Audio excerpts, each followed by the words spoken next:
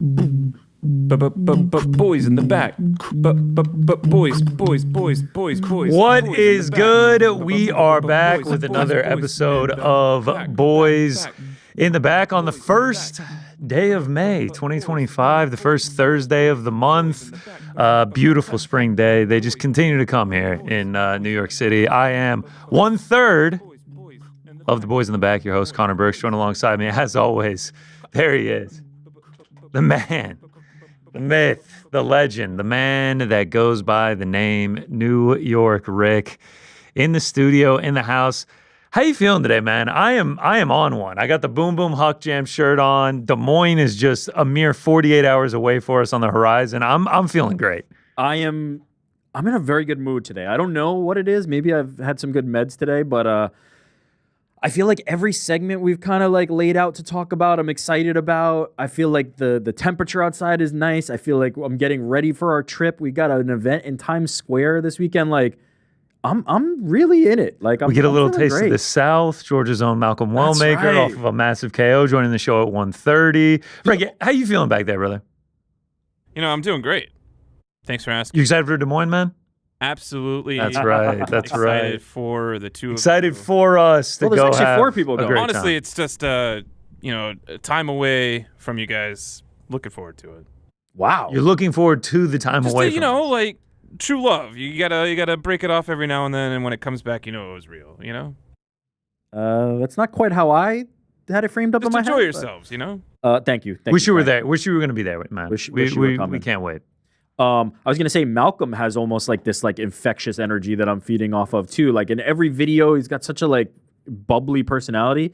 I don't know. I'm just in a great mood. Bubbly personality. He's in a good mood. He's making his dreams come true. Yeah, like all his social, all of his post-fight interviews, everything has just been like on point, positive vibes. It's Inspirational been great. stuff. I can't wait to talk to him, man. I'm very much looking forward to it. And I'm really hoping he gets on that UFC Atlanta card because I will be in the building for that one as well.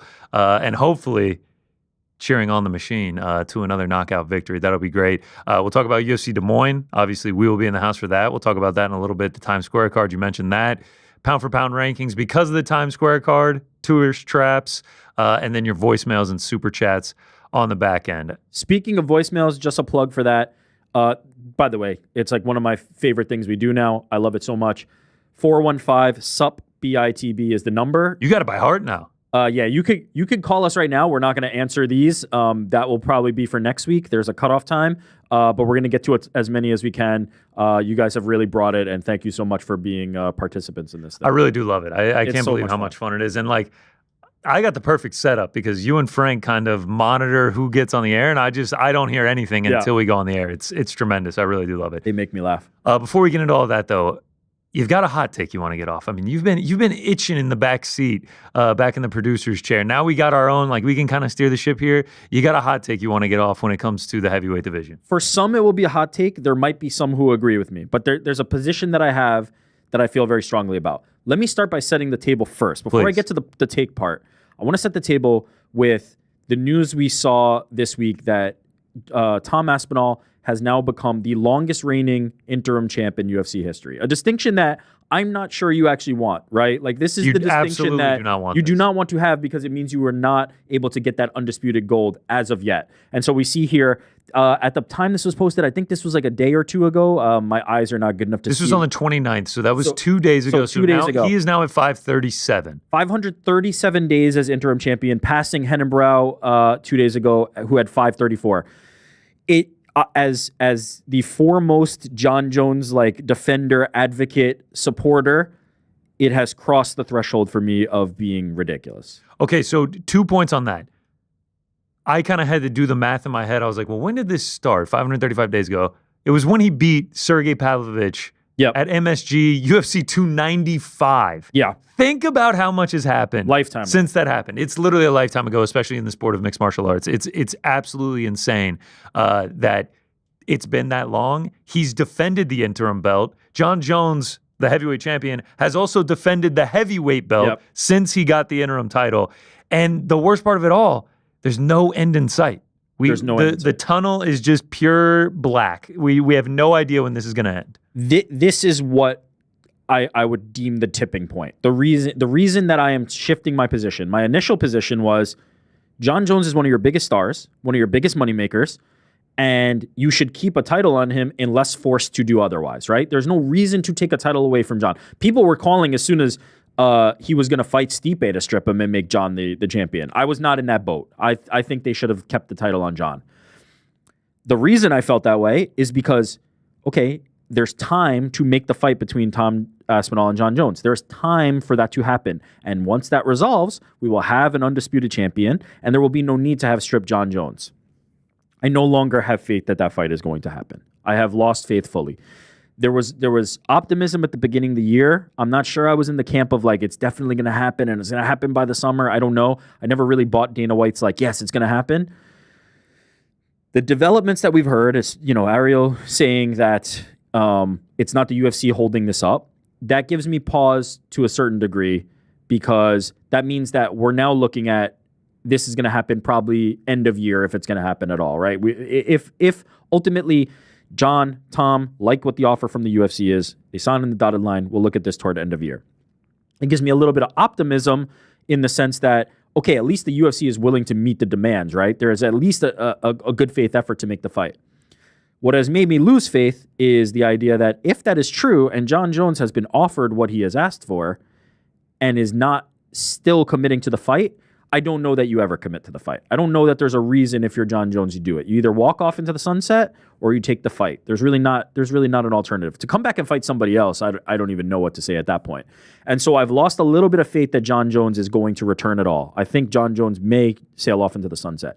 But even if he does, even if he doesn't, regardless of Jon Jones, I think the focus now has to move entirely to Tom Aspinall. And this is where my take comes in. Tom Aspinall, I believe, could be the biggest star in the UFC. I believe he could reach the heights of not Conor McGregor, because I think Conor McGregor is an asterisk. He's an exception in every regard. But I truly believe Tom could be up there with some of the biggest stars the UFC has ever had, the GSPs, the Silvas, even contemporary stars like an Alex Pereira. I think he can be bigger. He has a few things going for him. One, he delivers in every single fight, right? You get a Tom Aspinall fight, he's probably going to knock somebody out or submit them in 30 seconds. Like, that's basically how his fights go. He has the shortest average fight time out of everybody, and he's just an absolute savage. 2, he's good looking. 3, he's well-spoken. 4, he's contemplative. 5, he makes great video content. 6, he can cut a promo. The list goes on and on. He's in a glamour division at heavyweight where there's not a lot of guys who are probably going to be able to compete with him. He really probably has quite a few easy title defenses if he can capture undisputed gold. The runway has been set, I think, for Tom Aspinall to be one of the biggest stars in UFC history. And so in saying that, and now people would say, what about Ilia Topuria? What about Paddy Pimblett? I think his ceiling is higher than all of those guys. Just my opinion. I think that the package, the complete package, and I think he's very easy to root for, right? There's not a lot of like the trash talk. There's not a lot of the other things that make you polarizing. There's not the things that typically work the best in the fight game with Paddy or Ilia, where it's like some people hate them and they want to see them lose, and some people love them and they're diehard supporters. I think Tom only has the positive kind of vibes toward him. There's certainly maybe this smaller Jon Jones contingent that thinks he deserves nothing. But I think it will serve him well in the long run because he will have everybody behind him at a certain point. I say all that to say, you are inhibiting the reaching of that point. You are now slowing down the momentum of reaching this apex that I believe is possible for Tom Aspinall in waiting any longer for Jon Jones. There was a time where I would have said Jon Jones is more valuable to the UFC, and you wait. We have passed the threshold for that, in my opinion. We are wasting valuable prime years of Tom Aspinall's career. We have passed the point of no return in terms of waiting, and I think we need to move on with Tom Aspinall's career one way or another, and it needs to be for undisputed gold. So his next fight, whether it be Jon Jones or not, has to be for an undisputed title because I think he can reach heights that he should already be on the path to reaching. My first question, and I think it's maybe the most important one when it comes to this take, is do you think Jon Jones can, or do you think Tom Aspinall can still reach these heights without Jon Jones? I do, because I think if Jon Jones does not fight him now, the sentiment will be that Jon ducked him. Now, I'm not sure that would have been the same thing maybe even a few months ago, but this idea that we started hearing Joe Rogan talking about what the dollar figure is. We've heard that maybe that dollar figure has been met.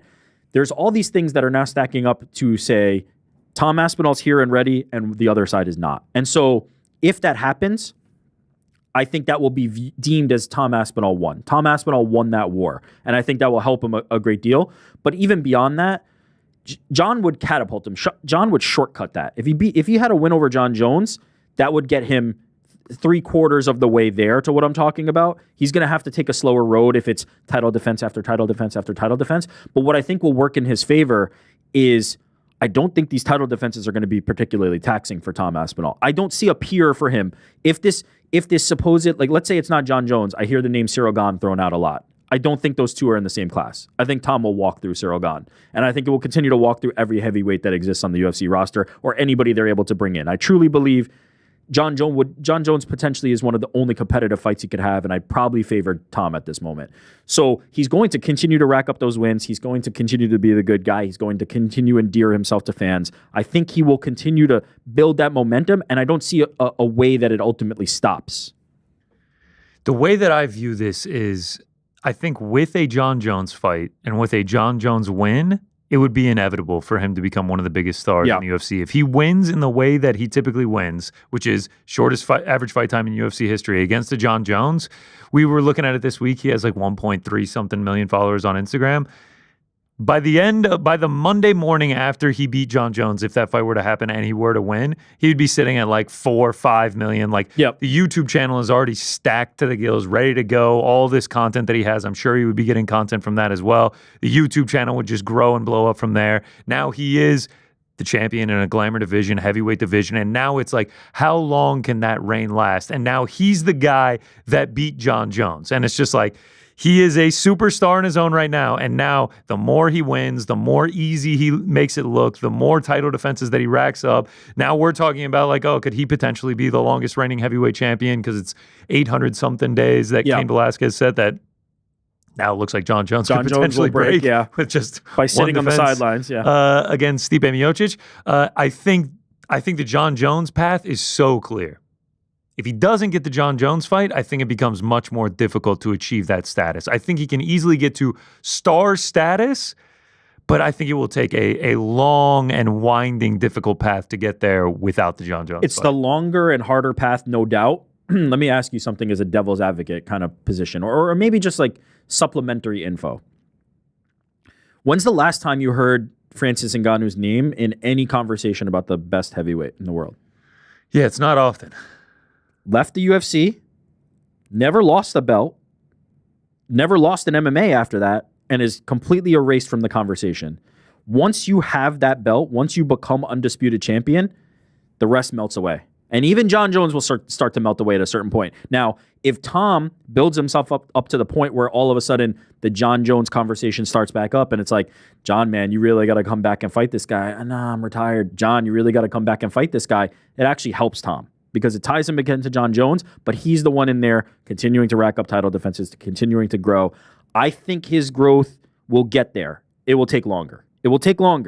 But if he continues to win, I think Tom can be the biggest star in the UFC. Yeah, and I guess if he, in the very first fight after, if Jon Jones ends up retiring and he doesn't fight again, and then they do an undisputed heavyweight title fight, and let's say it is Tom Aspinall versus Cyril Gane, if he goes out there and starches Cyril Gane, Twitter will just be like, yep, Jon Jones made the right decision ducking him. He's the best heavyweight in the world. How long is this reign going to last? Yada, yada, yada. I just think the pathway and the connection to casuals that beating Jon Jones would give you is invaluable. Like you can't put a price tag on what beating Jon Jones. Like Jon Jones fights Tom Aspinall. That's one of those fights that your friends that never watch fighting are texting you and they're like, who you got in the fight tonight? Tuning in, blah, blah, blah, 1 million+ pay-per-view buys. It's major, major business. Obviously, sellout crowd. Everyone's talking about it. It becomes that mainstream fight you start seeing on SportsCenter, everything like that. And if he goes out there and starches them, then it's just like rocket ship, just and like there's no turning back from there. A Cyril Gane win in a vacant heavyweight title fight does not do the same. No, it does not. And again, it's a small brick, right? Like Jon Jones, if you beat Jon Jones, you have a pre-built house. They give you a house.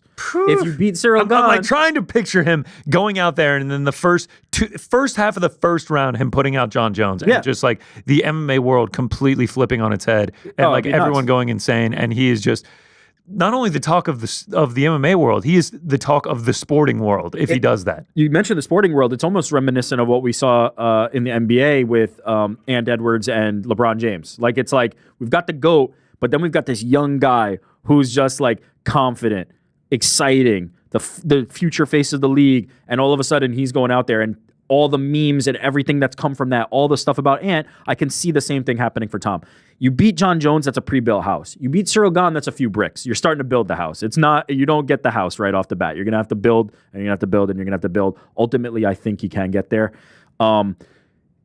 It is very accurate, and I think you've kind of laid this out without saying it exactly. Tom Aspinall needs Jon Jones, and Jon Jones does not need Tom Aspinall, right? Jon Jones' legacy is completely set. He does not need a Tom Aspinall fight to cement himself as, in my opinion, the GOAT. In anybody's opinion, has to be like one of the top 2 or 3 of all time. But Tom Aspinall needs a Jon Jones fight to propel him faster and further, and it would be such an impressive name to have in his resume. But there is a certain point where you come to that if you are not holding it up, there's nothing more you can do, right? There's a certain point where Tom Aspinall can try as much as he wants and can say everything, and it seems like he's amenable to whatever the UFC's terms are.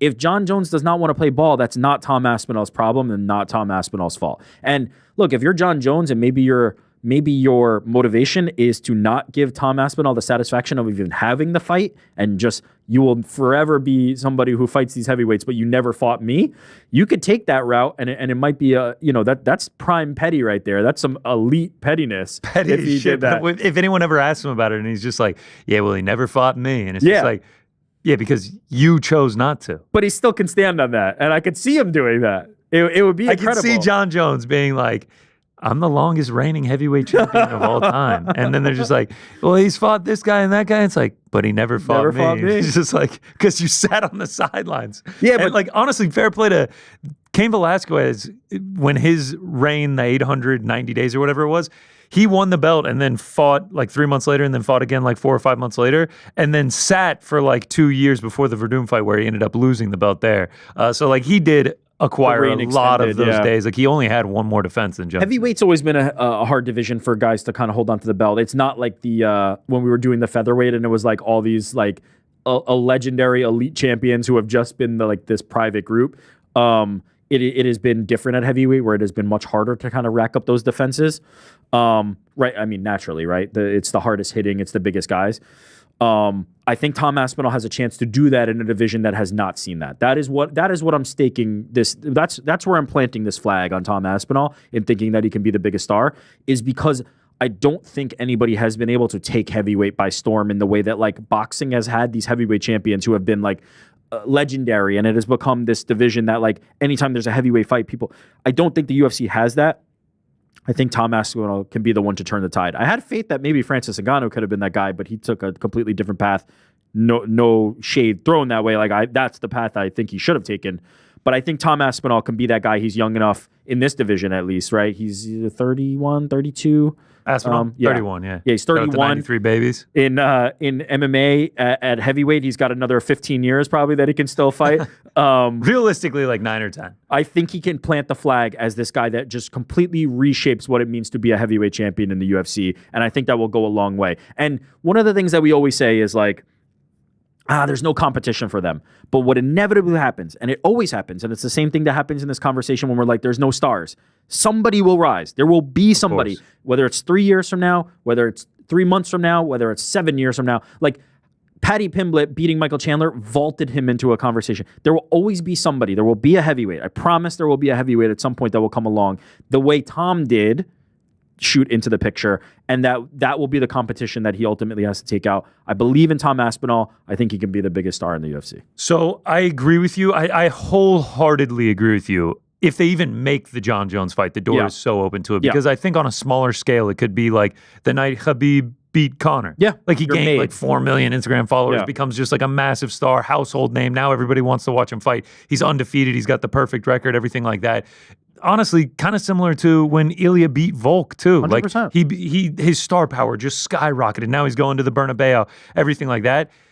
The Jon Jones thing can be very similar, especially after like now the talk has been going for a while of like, is John ducking Tom, Tom John. And the fact that it's in the heavyweight division, and then if it gets made, everyone's going to want to watch it. And then to the point that you said, the shortest average fight time, he is just so casual friendly. He is so just like, yeah, let's tune into that heavyweight fight this weekend. Like, not going to name any names. I just have a particular group of friends that it's just like, when the fights hit them, I know that it's big business. When I start getting the text from these guys about the fights, I'm just like, oh, this is a big fight. Because like they are just like the epitome. Like people throw around the word casual a lot, like in this space, when anyone that's watching every single card is by no means a casual. These guys are just like quintessential casual. Like they will tune in for the co-main and main event of big cards. I have and the same friend group like and that. These are the guys that if Tom Aspinall goes out there and starches John, every single time Tom fights, they're going to be like, well, we got to tune in to Tom Aspinall. Like, got to watch the Tom Aspinall fight. I have a casual group of friends amongst one of them, me and this individual, shout out Victor, Victor, baby. Went to UFC 128 in New Jersey to watch Jon Jones become the champion over Shogun Rua. Sick. So that group would be like, Jon Jones fucking lost? Like that would blow their minds, and I would get those texts. I think everyone, all like diehard MMA fans, like have that group of friends. 100%. That's like, they're kind of into it, but they're not actually into it. They can name the upper echelon, but like they can't name like oh, Habib? Like if you were like Malcolm Wellmaker, they'd be like, no. Hey, I don't know who the fuck. They would have been like that about Alex Pereira like 2 years ago, and then all of a sudden they're like, oh, Alex Pereira. Exactly. The one thing that I also didn't mention, and I think would really help, is the old guard of the heavyweight boxing champions, the Tyson Fury, Anthony Joshua, is on the back nine, is moving out of the picture. They've still got Daniel Dubois as a champion. I think when he does fight Alexander Usyk, he will no longer be champion. I think Usyk will is that a unification, or did he lose one of those? I forget. No, that is unification, because Dubois has the other belt. So he will not be champion. There will be a gap. There will be a chasm. There will be a space left for a British heavyweight champion in Tom Aspinall that I think could really like capture the imagination of the people over there. And as you know, they're a sporting group. They're a diehard culture for that. Diehard sporting group, and like to your point, man, like a diehard boxing country. Like they love their boxing. They obviously love their MMA too. But like, no, boxing is here. It's like Adeola Depot, who is, one half of Ariel X Ade, diehard boxing fan, is great in the space, knows everything about it, is from England. And we were having a conversation one time. Granted, this was probably like 18 months ago.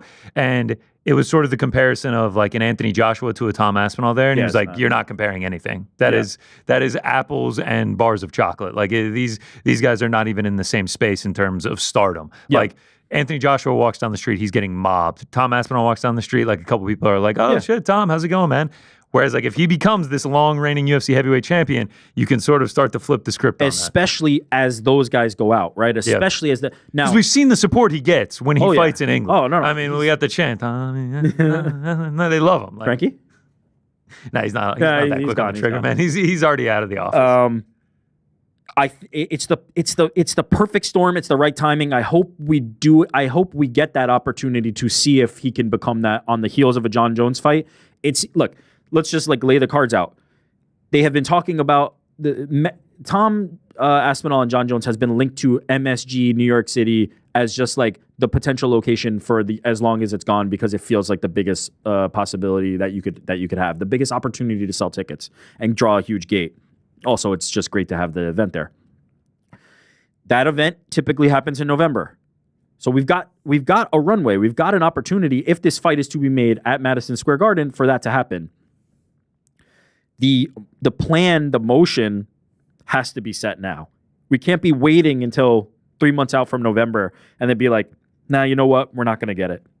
If you're Tom Aspinall, I don't know if you can be patient enough to wait that long. Maybe he has to take a fight in between then. If he does, I hope it's for undisputed title.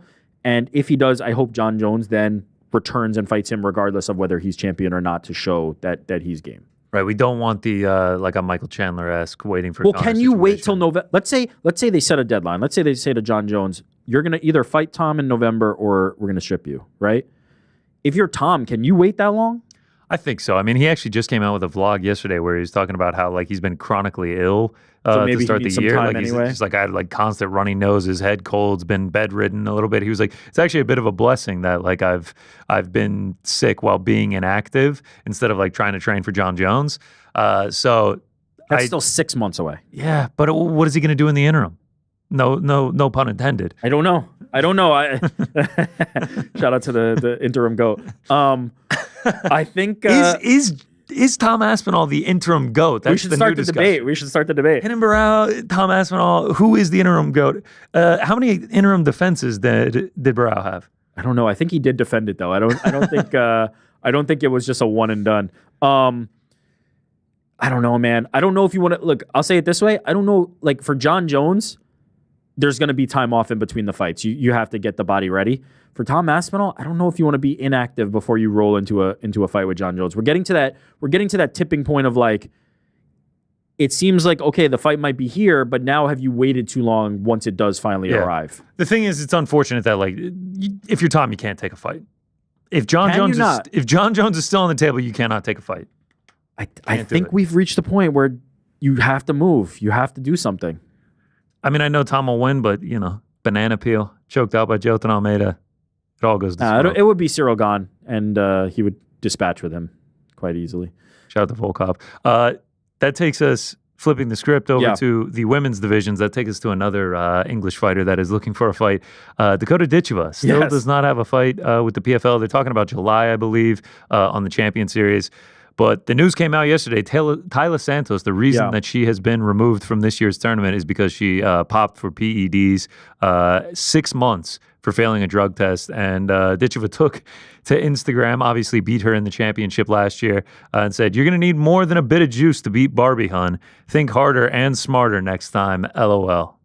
She's just kind of living it these days. Yeah, I like the shit talk. Like I'm liking what I see here from Dakota, but I'm like, when are we going to see her? Like, let's get her in the cage at this point. PFL returns tonight, right? Yeah, tonight we got we have the light heavyweights. We light have, heavyweights going and heavyweights. You got Phil Davis, Rob Wilkinson, you got Antonio Shoeface and Carl Moore, Moldavsky versus Bilo Steny, an all-Russian affair. Carl Albrechtsen, your boy. That's my boy. Shout out. Alexander Romanov, Tim Johnson. Yeah. I think I picked Romanov to win it all. Rodrigo Nascimento making his PFL debut. Shout out. It's not bad. It's not a bad little tournament. I think it could be, there could be some fireworks in that. Is she PFL's biggest star right now? I was just going to say. I think yes. The tournament, as we've kind of like said, since this tournament, this like bracket started, the season started, I like this format much better. I like this format much better than the previous format that they had with the regular season and the playoffs. The problem is, and it is always the problem with these tournaments, the biggest stars are not in it. Even to the point that Taila Santos is not in it. You're losing the biggest star from, or the biggest name, potentially, maybe Carmouche, but you're losing one of the bigger names from your women's flyweight bracket. Dakota Ditcheva, the biggest star, I would say yes. Doumbé. Yeah. Doumbé or Ditcheva. Francis, Patrice Evra. Like, you got some Patrice Evra is like, that's soccer, though. I know, but he's saying the biggest name. Yeah, biggest name. Fair enough. She is amongst that group. Let's just say that, right? She is in that top group of like stars that you need to see, and stars that, not only that, you need to put out there if you're the PFL. We haven't heard anything about Patchy Mix, right? Like unless I've missed something, I haven't heard anything about Patchy Mix's next steps. That's another name that we need to see. So like she's in this list of, you need to supplement this tournament part, and you need to really get cracking on whatever these super fight cards look like and her next fight, because she's clamoring for a fight. We're all clamoring to see her. It needs to happen. I agree. We will wait. Stand by for the Don Davis tweet. Breaking news about, or maybe he'll call in. Maybe he'll leave call us a in later voicemail. today. Who knows? All right, let's shift from the PFL. Very excited for this one. I got to get ready. Hold on. What do we got? We got a guest coming on. I got to get my outfit on here. In honor of Malcolm Wellmaker joining the show, Augusta Zone. I got to throw on my green jacket. Oh, I love it. I love it. Got to throw on. Maybe get my Braves hat on here. Just got to get ready to go. All right. Very excited for this one. Fresh off of a KO victory this weekend against Cameron Simon in the very first round, we welcome to the show Malcolm Wellmaker. Malcolm, thanks for joining us, man. We really appreciate the time, brother. Yes, sir. Appreciate y'all having me. I really like the outfit. You like this? Yeah. I mean, all right. So Yeah. my nickname on the show is GC. It stands for Georgia Connor. I was born and raised in Atlanta, went to UGA, spent a little bit of time down at Georgia Southern. So hearing Bruce Buffer, I'm not from Augusta, but hearing Bruce Buffer announce Augusta, Georgia was a cool moment on Saturday. Yeah, no, that was crazy. I didn't even know Bruce Buffer was going to be there. So when I found out he was there, I was having a little starstruck moment when he was saying my name. Yeah, I mean, I was very hyped to see it. Not a ton of UFC fighters coming out of Georgia, and I know Augusta is blowing up for you right now with the success that you're having. And I think a little bit of congratulations to kick off the interview in order. Last week we go out to Kansas City, we make the UFC debut, we get a first round knockout, we get the $50K bonus, and then we go into work on Monday morning and quit our job. Like, how are we feeling right now? How is life going for you? I imagine it's a whirlwind. Yeah, that's probably the best word to use, man. It really still don't feel real. You know, I'm sitting on my porch, not having to be at work, you know, waiting for the next thing on my schedule to do. And it just feels, you know, it feels crazy, man. I'm still trying to wrap my head around what life is now. Yeah, Malcolm, I was looking at your Instagram, and one of your pinned posts, it's a picture of you on the site, and you say, I'm not saying I hop out of bed this is from January. I'm not saying I hop out of bed every morning ecstatic going to work, but when I walk away from the trade, I believe I'll miss it. One time for dirty hands, clean money. So I just want to ask you, is it bittersweet? Like, I know, look, we're fully aware that you're making your dreams come true here and in the UFC, and now you're trying to rise up the ranks in the UFC. It's your dream. But is there a bittersweet feeling leaving behind this profession that seemingly you kind of like have turned into quite a fun looking job? I don't know if it's fun every day, but from your Instagram posts, you make it look like a lot of fun. Is there a bittersweet feeling in leaving that behind?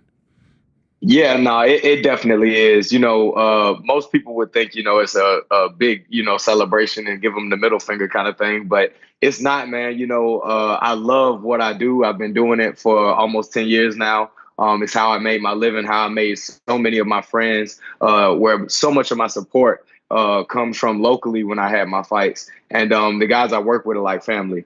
So it was definitely bittersweet. You know, when I went into work to quit, you know, I sat at the table with the guys for over an hour, you know, just talking, you know, catching up, celebrating, and just, you know, wrapping it all up before I called it good. What was their reaction on Saturday? What was the break room like on Saturday when they were watching you? Bro, they was blowing my phone up, man. I was getting crazy messages. I mean, so many people, like I said, from the local scene that support me are guys that I worked with. You know, I've been on a lot of different job sites, big old job sites. And, you know, when they find out that one of the guys on the site is a fighter, man, they all come out to support. So my phone went absolutely crazy. It's still people I'm catching up with now. And they were just over the moon, man. We saw a post on your Instagram that like went pretty viral, and it was you in the morning and you're at work, you're doing the pipe fitting, the welding, everything like that, and then at night you're training. What was the schedule actually like for you? Like how much sleep were you getting at night? How many hours were you on the job? How many hours were you training? I imagine it was taking up a lot of your time.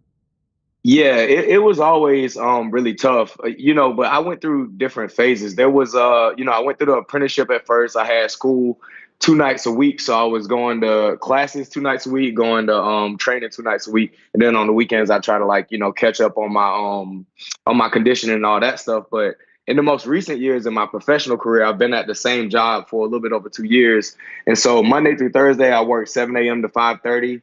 And then I train from 7:15 p.m. to around 9:30 or 10 p.m. However late, I got guys that'll hang out with me and work. And then Fridays, Saturdays, and Sundays, I typically try to do two sessions, one in the morning and one in the evening. Have you already started planning like what this full-time fighter life looks like? Like, have you made a plan for shaping out like, okay, now this is going to be my schedule. Here's going to be my team. What things are going to change? What things are going to expand? What's going to be different now that you can focus on this full-time?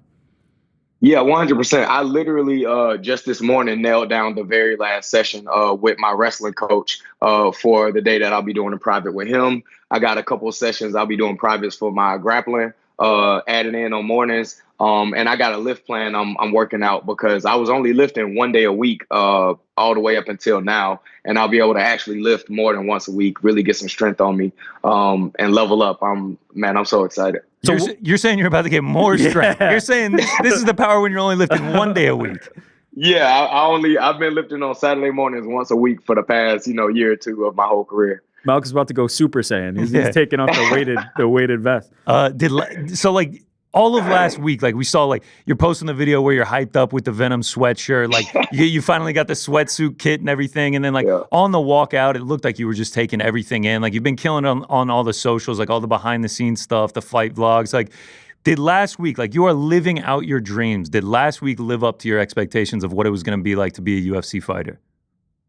Nah, last week blew it out the water. Like last week was beyond everything. It was beyond. That was sincere too. I literally went back there and just picked up my phone and set it up and just started doing something. But no, last week was incredible, man. From, the very first day that I landed, I was meeting different athletes in the organization that was treating me good. I got to meet the nutritionist from the PI that was giving me meal prep, giving me, protocols for rehydration, giving me thermometers for the hot baths. I mean, just so many crazy things, being able to do the photo shoots and video shoots with the organization, and then the photographers and people being so cool. It was just every single day. There was something new that I've never experienced and was bigger and better than I thought it would be like to be in the UFC. I mean, seeing the joy you get from it, seeing the appreciation that you have for it, and then to match it with the performance that you had, like it makes it almost impossible to cheer against you. Like it just makes it so easy to root for you. One of the things that I did see, I saw you got a letter from the mayor of Augusta, like congratulating you on the win. Like, how did that happen? Yeah. Man, so I'm signed with Ariel, man, and these guys are like absolute powerhouses. So it was out of nowhere, man. A guy from my agency, Ed Cap, he hit me up. He was like, "Hey, the mayor got something for you. You need to stop by City Hall." And I didn't know what he was talking about. I didn't know what was going on, but I made the trip up there. I went to his office, and he had this letter that was giving me congratulations, and not just congratulations. Like it was an in-depth letter, complimenting details of my career that he had to know what he was talking about to say those things. So it was huge, man. I shared the fact that I got a letter from the mayor, and the Augusta community just was super happy about it. And I talked to them again, and they said that they're gonna be doing something else for me. So it's incredible, man. I really feel like Augusta really is celebrating my success. That's incredible. What was the family's reaction to that? Bro, my family been in tears. They cry over anything, bro. Like all these little successes, man. They're so happy with it, man. And it's super emotional and just overwhelming with us, finally making it to this point. Yeah, we've shown a lot of like different little clips from your social media. Obviously, we've like referenced different things on your social media. I think you're incredible. I think you've got like a really solid voice on that. What's the inspiration for that? When did you start? Was it just you playing around? Like, there's a lot of videos on there that are well produced. Do you have people who's that work with you, or is it just you? Is this the third job you have, or do you have a guy doing it for you? Yeah, so up until like maybe within the last year, everything on my social media I was doing myself. I edit all my videos. I set up tripods, put them in portrait mode, and play with filters and stuff. But in the very most recent year, my brother and one of my closest friends started, coming in and getting professional photos of me. They're learning the photography just so they could be a part of the team and help contribute and come up to success with me. So they're doing a lot of stuff for me now. I still do pretty much all my edits, but they're helping me out a ton with that. It's high quality stuff, and shout out to the family coming along for the ride. I love that. For sure. Yeah, it's incredible, man. So to the fight itself, you land a picture perfect counter right hand on Cameron Simon, like an emphatic knockout. It goes viral. Everybody sees it. Crowd goes insane. The thing that I noticed, not only the power, the timing, everything like that, but just how calm you stayed after it happened. You got thousands and thousands of people going insane for you after getting your first UFC victory by knockout, but you stayed so calm. It was just like, ho-hum, this is according to plan. Is that what it felt like? Yeah, man. I don't know what it is, man, but when I get in the cage and I'm in competition, man, I just get cold-blooded. I'm a real happy guy. I'm outgoing. I'm very excited, and I love sharing my energy. But when it's time to compete, man, and I hit these guys with these shots, like I'm still in that cold-blooded state, man. So, I hit him with the shot, Pops, my head coach, he always says, take a knee, make sure these guys are okay before you celebrate. So I did it. And, yeah, that's when it started, to really hit me what happened. You mentioned this switch to like a cold-blooded state. When does that start? Is it when you're in the cage? Is it in the back in the locker room? Is it the fight day? When do you make that shift, and how do you like know that shift is happening? I really don't, especially for this fight. I really don't even think the switch happened until the bell rang, because the whole walkout, I was happy as could be. I didn't even know the fans was going to cheer for me. When I came out and they were screaming, I was surprised. So then I felt like, now I really got to make the most of this walk. Seeing Bruce Buffer, like, it was all just so fun, literally up until the moment when the bell rang, and that's when the switch flipped for me. But I think it's something that at this point I'm really in control of. Sometimes when I'm warming up, I'm cracking mitts, like I hit that mindset, and I really push myself. But as soon as the bell rings, man, and then until the ref pulls me off, I'm really in a killer mindset. You mentioned not knowing that the crowd would cheer for you. I think there's somewhere that we would know that the crowd would cheer for you, and that's if you can get yourself on that Atlanta card. Has there been any traction? Have you cemented your spot on that card already, or what's the status there? Yeah, so as far as the Atlanta card goes, immediately after I called for it in the cage, I went to the back and I saw Sean Shelby, and I brought up, hey man, I really want Atlanta, and he was like, "Don't worry, we're gonna get it done." And I talked to my manager. And he said that they've been talking and they feel really confident about it. So at this point, I'm just waiting on a contract. I'm pretty sure it's gonna happen. Oh, that's incredible! I will be in the building for that one. I already got my awesome flights booked. I'm staying with my parents, so I'm really praying that you'll be on that. Let's go. Looking forward to cheering you on. I did want to ask though. You walked out the first day out by Gucci, obviously Atlanta legend. If you get on UFC Atlanta, are we going to stick with Gucci? Are we going to stick with First Day Out? Same songs, still go Gucci? Maybe switch it up to Future, Young Thug. What are we thinking?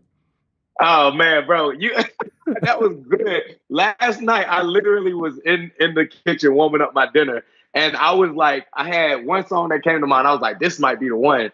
And then there was another song that showed up in the suggested, because they're older songs that I really love, by Thug and by Future. Oh, let's go. So you called them by name. I mean, bro. 2015 Thug, 2016 Future, like that is my bread and butter right there. You're talking too much. Just stop right there. Yeah, man, you're right on track. It's gonna be something like that. The real Atlanta fans, man, like the guys that's fans of Thug or Future, and myself, people from my side, man, they're gonna go crazy, man. It's gonna be electric. Let's fucking go, man. I will be super hyped when I see the day that the contract gets signed, because I will be there, yes, and I will be going hard.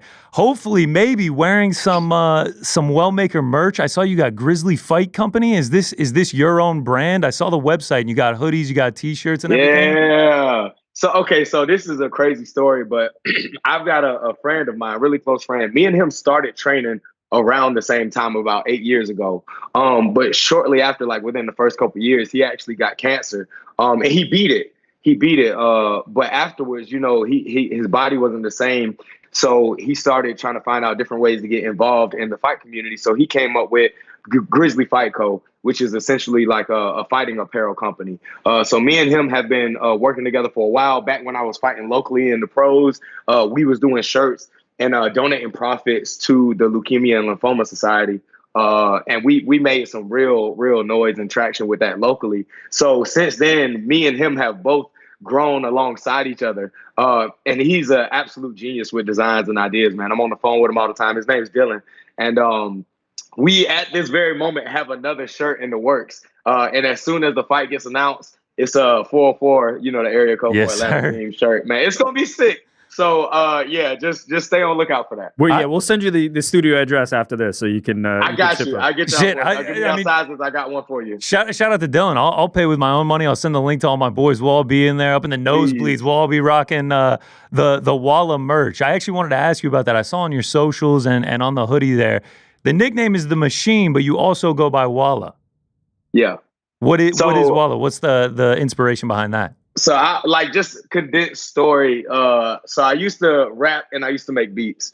Back when I was rapping, that was my rap name. My rap name was Walla. So I stopped rapping because I was horrible at it and went to exclusively making beats. And this was back in when I was 13, 14 years old. Me and all my friends was doing this. And growing up, even throughout after high school and even today, a lot of my friends still make music. And they was all rappers, and it was me and another one of my friends who was all making beats. And yeah, that's what it was. So since I was in like, 8th, 9th grade, my friends just been calling me Walla, and it sticks. So even if you listen to the corner audio, Pops was like making calls. He was like, straight down the line, Walla, straight down the line. Like, Pops called me Walla and everything. So if you know me from the old days, that's what they call me. Okay, that's cool. So your nickname, The Machine, you fight in the bantamweight division. The current bantamweight champion, Merab Dvalishvili, is also the Machine. Are you not only chasing the title, but also being the king of the machines as well? Yeah, absolutely, man. If I ever got the opportunity to fight Merab and it be the battle of the machines, that'd be a dream come true. But it was even crazy because he was in the locker room when I fought. He cornered one of the ladies from the first fight, and he gave me a head nod. I don't think you know who I was. He was just being polite. And he even commented on my post about me quitting my job and told me congratulations. So as far as I'm concerned, he's a friend. And, it's quite down the line that could ever happen. But if I got the opportunity, it would be absolutely incredible. Yeah, that takes me to another thing. I saw in an interview with MMA Junkie Radio, you were talking about fighting for Jorge Masvidal's promotion and him giving you a little bit of a nod after one of your fights there. What does it mean when you're around guys like Merab Dvalishvili and Jorge Masvidal, and there's something in you that Masvidal is acknowledging you could be something one day? What does that mean, and what does that do for you as a fighter? It's still unreal at this moment. This whole fight week, I say the fighter I had the most interactions with was Giga Chikadze. But it was Tuesday in the hotel. It was our first day there. We go to the workout room, and Giga was in there when I got in there, and I was by myself at the time, and I just told him, I was like, hey, man, I've been watching for a while. I'm excited to see you fight. And then he kind of asked me a couple questions like, it's your debut, stuff like that. But anyway, he sees me start to hit mitts. And, I was cracking. I was excited. I was jumping, listening to my music, just being me. And he stopped me and told me, he was like, man, you look good. And if you go out there and have fun like that, you're going to do great. And just even like somebody like Giga Chikadze saying something like that to me is still mind blowing, man. These guys telling me stuff like that Joaquin Buckley embraced me even before my fight, telling me how he thought I was going to do great things. It's crazy. And they just really make me feel like I belong here, that I'm one of the people that can have success in this organization just like they do. I saw you said in your post-fight press conference that this was the first UFC event that you had ever attended. And you're the one fighting on the card. Did you watch at home? Like you mentioned Giga, you mentioned Joaquin. Have you been watching for a while? Are you fans of these guys? So it just even further pushes like this is a dream come true. Yeah, absolutely. I've been a big fan of Giga and the way he kicks people for some time. And Joaquin Buckley, man, he is one of the most polarizing figures in the game. So I've always been paying attention to him. So he followed me a couple weeks before I fought because one of my blue collar reels and was showing me love. So that was, mind blowing in itself. And yeah, that was my very first time ever even going to a UFC event. And it was, man, that was crazy. It was much better than Apex. What's it? Okay, let's talk about that for a second because this has been something that's come up on this show quite a bit. I am team anti-Apex. Rick is okay with it. I'm team pro Apex, and let me give you the justification quickly. I just feel like there's some fighters who want to lock in on that fight, on that moment, the technique, get it done, go do their job, and then leave. Now, there's certainly a lot of fighters who feed on the energy. Just by your responses, I'm feeling like that might be more you. But what is the difference? And what is the difference in terms of how you view the fight when you're fighting in that kind of contained environment in the Apex where there's not a lot of fanfare versus a full crowd? Yeah, I support the Apex just because I feel like with us having that venue available, we have more opportunities for fighters to compete more frequently. So I think that's a very good thing. But for me, it's not even a comparison as to whether I like fighting in front of the fans or not. It is incredible. And for me, I feel like it elevated my performance. I feel like I fed off the energy. I remember the body shot I hit him with right before the hook. I heard the crowd go, ooh, and it just excited me that they enjoyed something like a body shot, So I love fighting in front of the crowd, but I think both of them are beneficial for the athletes and the organization. Could you imagine that KO in front of 15 people at the Apex? No. On TV, it still would have been hype, but yes, of course. Absolutely. You mentioned a lot of these other guys, and now obviously now that you're full-time training, is there any plan to go to different camps or bring other fighters in that you've been watching for a long time, kind of make those connections now that you can dedicate yourself more to this? Yeah, no, 100%. We've been talking to my management, and one of the first trips we want to make, obviously, is to Vegas to get to the PI, mess around with some of the resources they have there, train with some of the guys they got out there. And I 100% want to work with as many athletes that I have access to at this point. That's always been like a dream of mine that seemed out of my reach, something that I couldn't even imagine actually happening. But it's something that we got the ball rolling on now. So very, very, for sure, definitely in the future, I'll be out there with other athletes from the UFC, hopefully learning some things. Malcolm, thanks so much for joining us, man. Incredible KO. Couldn't be happier for you. And hopefully I will see you in the arena from the stands. You obviously making the walk, but hopefully I will see you at UFC Atlanta, man. And I can't wait to hear what the walkout song is going to be. I know me and all my boys will be hyped up. Thank you. Hey, I appreciate y'all having me. Make sure y'all send me y'all information so I can get some merch over to y'all. Of course. Malcolm, thank you again, brother. Rooting for you, man. Appreciate it, homie. Take care. The man. Shout out Malcolm. The energy, man. It's just he's got something. If we go to UFC Atlanta and he puts on a similar performance there, all my eggs, every egg I own is going in that basket. It's a good prospect to put the eggs in the basket on right now. Like the look, the attitude, the energy, the dedication, the fact that he was doing the hard labor 9 to probably not 5, probably longer than that. No, he only lifted one day a week, he said, just on Saturdays. I think he got the grown man strength from hauling the pipes around and everything like that. Yeah, this is going to be one to watch with the level of power that he has and the finishing ability that he has combined with what he's able to do now that he can focus on it. And we hear this story sometimes where guys have other jobs and make that shift. I'm excited to see what he can do, but man, the energy is just so different. He's such a like vibe. You feel it. You feel his passion coming through. So wish him the best. I'm sure you'll see him in Atlanta. I think they'll make good on that one. I love Sean Shelby's attitude there with just like, all right, I want to be on Atlanta. He's just like, don't worry. We'll figure it out. We'll make it happen. Sell tickets. People will drive up from Augusta 2.5 hours, easy up the highway. And sell out State Farm. Put them on the main card. Main card open. Could do worse than that. You put them on the main card opener, you'll probably guarantee yourself some fireworks. I'm excited for that one. All right, time to switch hats. We go from the Braves, the classic Braves, into the Des Moines hat, baby. Let's get our Cornhuskers on. Do I have one? Oh, yeah, you got one. Look at that. I mean, this is great. You think the people sitting behind us are going to be pissed this weekend or what? No, they're gonna be wearing the same hats. Is this not the official hat of Des Moines? I thought everyone had to wear this. I was expecting our captain on Saturday to be wearing this. Oh, that reminds me. By the way, shout out to Oven. Shout out to Oven, who makes the uncrowned YouTube thumbs. Just continues to elevate the game every week. The boys in the back is a banger. Has the incredible template for Helwani show. Like he's the best. We love you, Oven.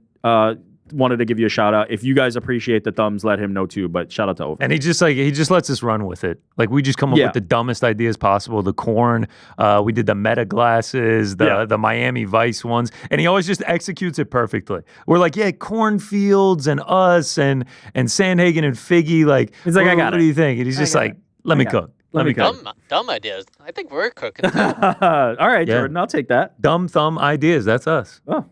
I'm with you, Jordan. I think they're elevated thinking. I think they're beautiful art. Yes. But shout out to Oven. And Oven brings them to life. Shout out to Oven. All right. UFC Des Moines this weekend. Solid card. Yeah. Solid card. Especially this main card, man. You kick it off with Jeremy Stephens versus Mason Jones. Smotherman City. That's a sneaky banger. I feel like not a ton of name value. I feel like that's going to be a war. Montel Jackson, Daniel Marcos, Santiago Ponzinibbio, Daniel Rodriguez. RDR versus Bo Nickel. And then the main event, Corey Sandhagen versus Figgy. Let's start there. Let's start with the main event. Sandhagen Figgy. Banger fight. Former champion Figueiredo, obviously down at 125. Sandhagen, he's fought for the interim title against Jan. Has fought the best of the best in the weight class. Two big names that put on fun fights. I think this one's going to deliver. I think it's going to be a lot of fun. Yeah, it's not like a local favorite type fight. You've got the Jeremy Stephens of the world for kicking that. You've got that in that slot. But this is just high-level MMA, and we get to see kind of where these two are at in their careers, right? Like they're guys who are like on the ascend at the bantamweight division, but Figgy hit a roadblock. Corey has been up there and then fallen back and then climbed back up and fallen back. Like we're going to know like where they are in this picture because it's becoming more of a crowded picture at this point. And it'll be interesting to see who can kind of climb their way back toward that. Are you a little bit surprised to see how big a favorite Corey is? It's jarring. At first, I was like, that feels way off. I'm going to have to bet Figueiredo. And it's really only been growing throughout the week. The more I dove into it, the more that I thought about it, I could really see this going very similar to the Jan fight. High volume from Corey Sandhagen, circling, stays at range, and just puts up insane numbers. I was actually, speaking of the numbers, I was digging into it. Figgy has actually been outlanded in all 4 of his bantamweight fights. Wow. I wouldn't have expected that. The opponent has landed more significant strikes. They have 3 common opponents at bantamweight, oddly enough, all within the last 2.5 years. Font, Cheeto, and Jan. Okay. Figgy landed less significant strikes than all of them, outstruck 219 to 143. On the flip side, Corey Sandhagen outlanded all of them 331 to 216. He's got the 6-inch height advantage. He's going to be able to be rangy. He's got the 3-inch reach advantage. I just feel like this has similar vibes to the on fight. Corey Sandhagen is a tough ass dude too. It's not like if you just touch him on the chin, he's going out or anything like that. I could just see Corey Sandhagen out-voluming him over the 5 rounds and getting his hand raised by decision. Yeah, that's fantastic right there. You look at basically they doubled up Figgy and Corey doubled up them. It could be real bad if Corey's able to get that volume up.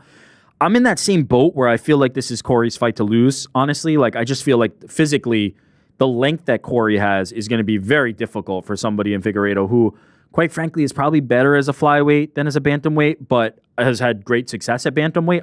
I think he would have more advantages at flyweight than he will in bantamweight. Again, has had incredible success. Seemed like he was 1 away from the title shot before stumbling.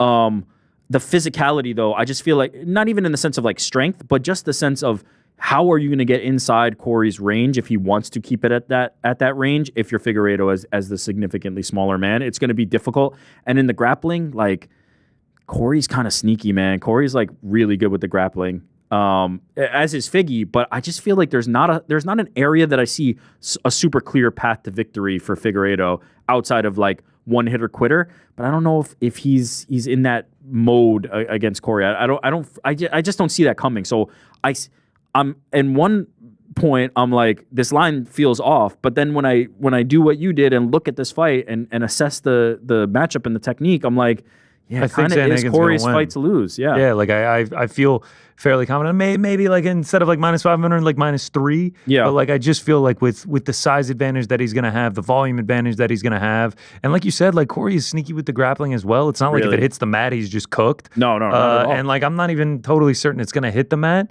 If it is, honestly, it might be Corey. We've seen times in the Cheeto Vera fight, offensive grappling from Corey where he's completely controlling.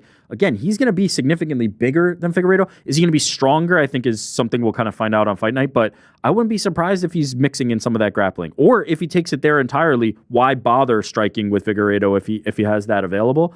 I don't know. How do you think it plays out? What's the game plan from Corey's side? I think from Corey, you just get on your bike and just circle the cage and just stay at range and just don't get clenched up. Don't get into a hockey fight or anything like that, because obviously Figueiredo does hold that power. Man, just use the kicks, use the range, and just out-volume him. And I could see him significantly out-voluming him. Yeah. Really putting up where it's by the final tally, it's 160 to 72 or something like that. Yeah, the volume has never been Figueiredo's strong suit. It's always been the damage. It's always been the power. And so at bantamweight, that's lesser, right? That is lesser than when he was at flyweight. And so, I see it going that way. I see Corey being able to stay on the outside. But I honestly would not be surprised if he takes it to the mat and just tries to control him. You talked about Figgy at bantamweight and everything like that. If he does end up losing this one, he'll be 3-2 at bantamweight. Yeah. He's turning 38 in December. It kind of gets to the point where it's just okay, where do we go from here? He got two top 5 fights. Obviously, it would be Jan and Sandhagen. Came up short in both. This is all speaking in a world where he does come up short on Saturday. It's sort of where do you go from there? Well, you just go down, right?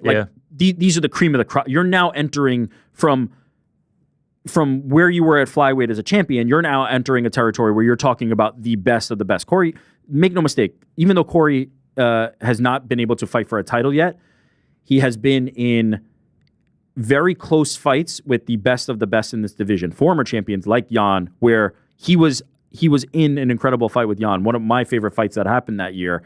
And so I don't think that this is like some huge indictment on Figgy. I think there's plenty of like 10 to 15 to top 20 fights that like make a lot of sense for Figueiredo if he comes up short here, that you can still like have a kind of a great performance and showcase.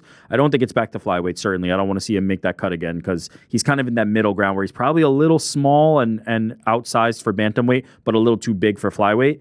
I think he'll be fine. I think ultimately, like, I think this goes Corey's way. I think Figgy's probably not a top 5 bantamweight, but he's somewhere on the cusp on the outside of that, and then he'll be able to prove that against some other top guys and make some money and have some good fights. For Corey, I haven't given up on the idea of Corey Sandhagen potentially being a champion. I think it's still there for him. It's just we've had a few times where he's climbed that mountain and then fallen down. Yeah. And you start to at a certain point go like he's just never going to climb to the top of the mountain. And I know, like, he spoke yesterday at Media Day, and I know fighters say a lot of things before fights, but he was saying that he feels this is the closest he's ever been to being championship caliber. Like, his game skills-wise to being a champion.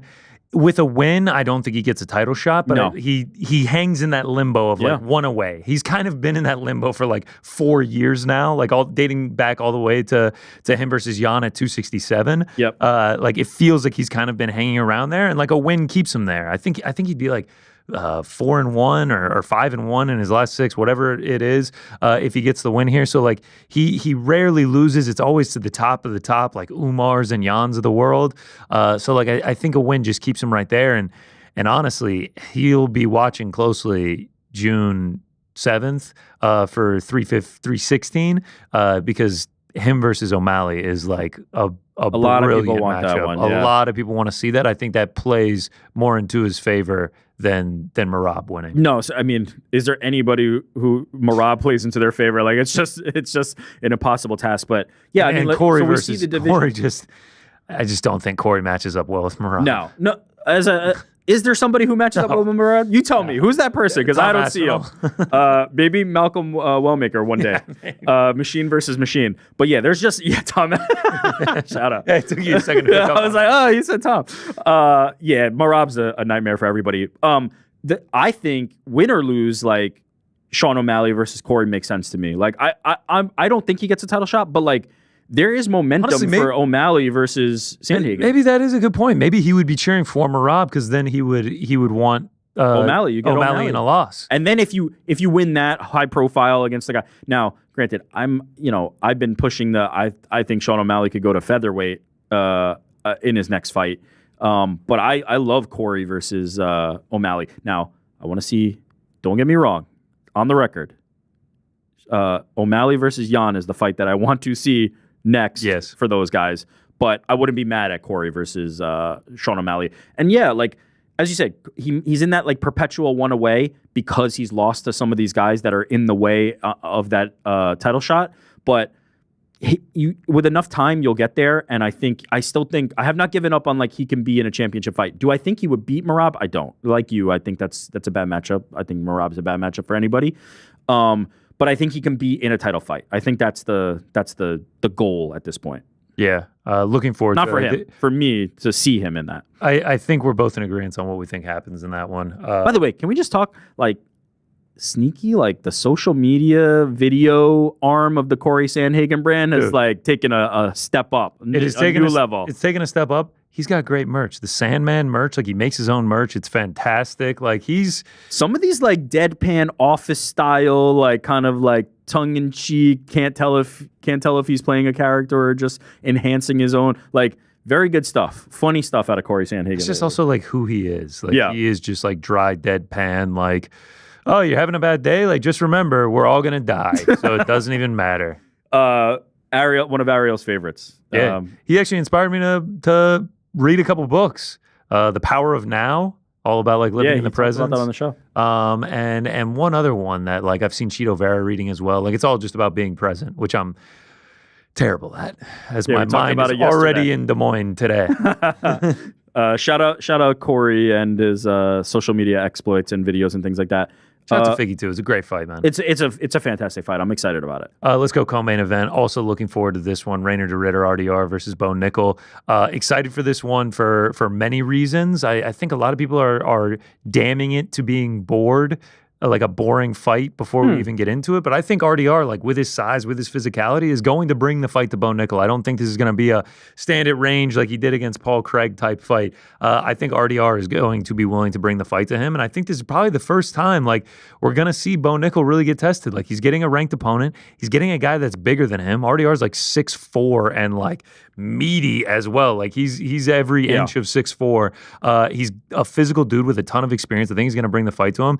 And like this is the first time we've seen Bo Nickel not be a minus 1,500. Like for the first time we're seeing him at the minus 300 range. Like this is a fight where it's just like before this it's like banana peel or bust. Like that's the only way he's losing. Slip on a banana peel. Now this one it's just like there's a world where RDR is able to get this done. Yeah, you mentioned the Paul Craig fight. I'll be honest. I think if Bo Nickel wanted to use his wrestling and finish that fight, it would have happened. Like I don't think that was at all like an.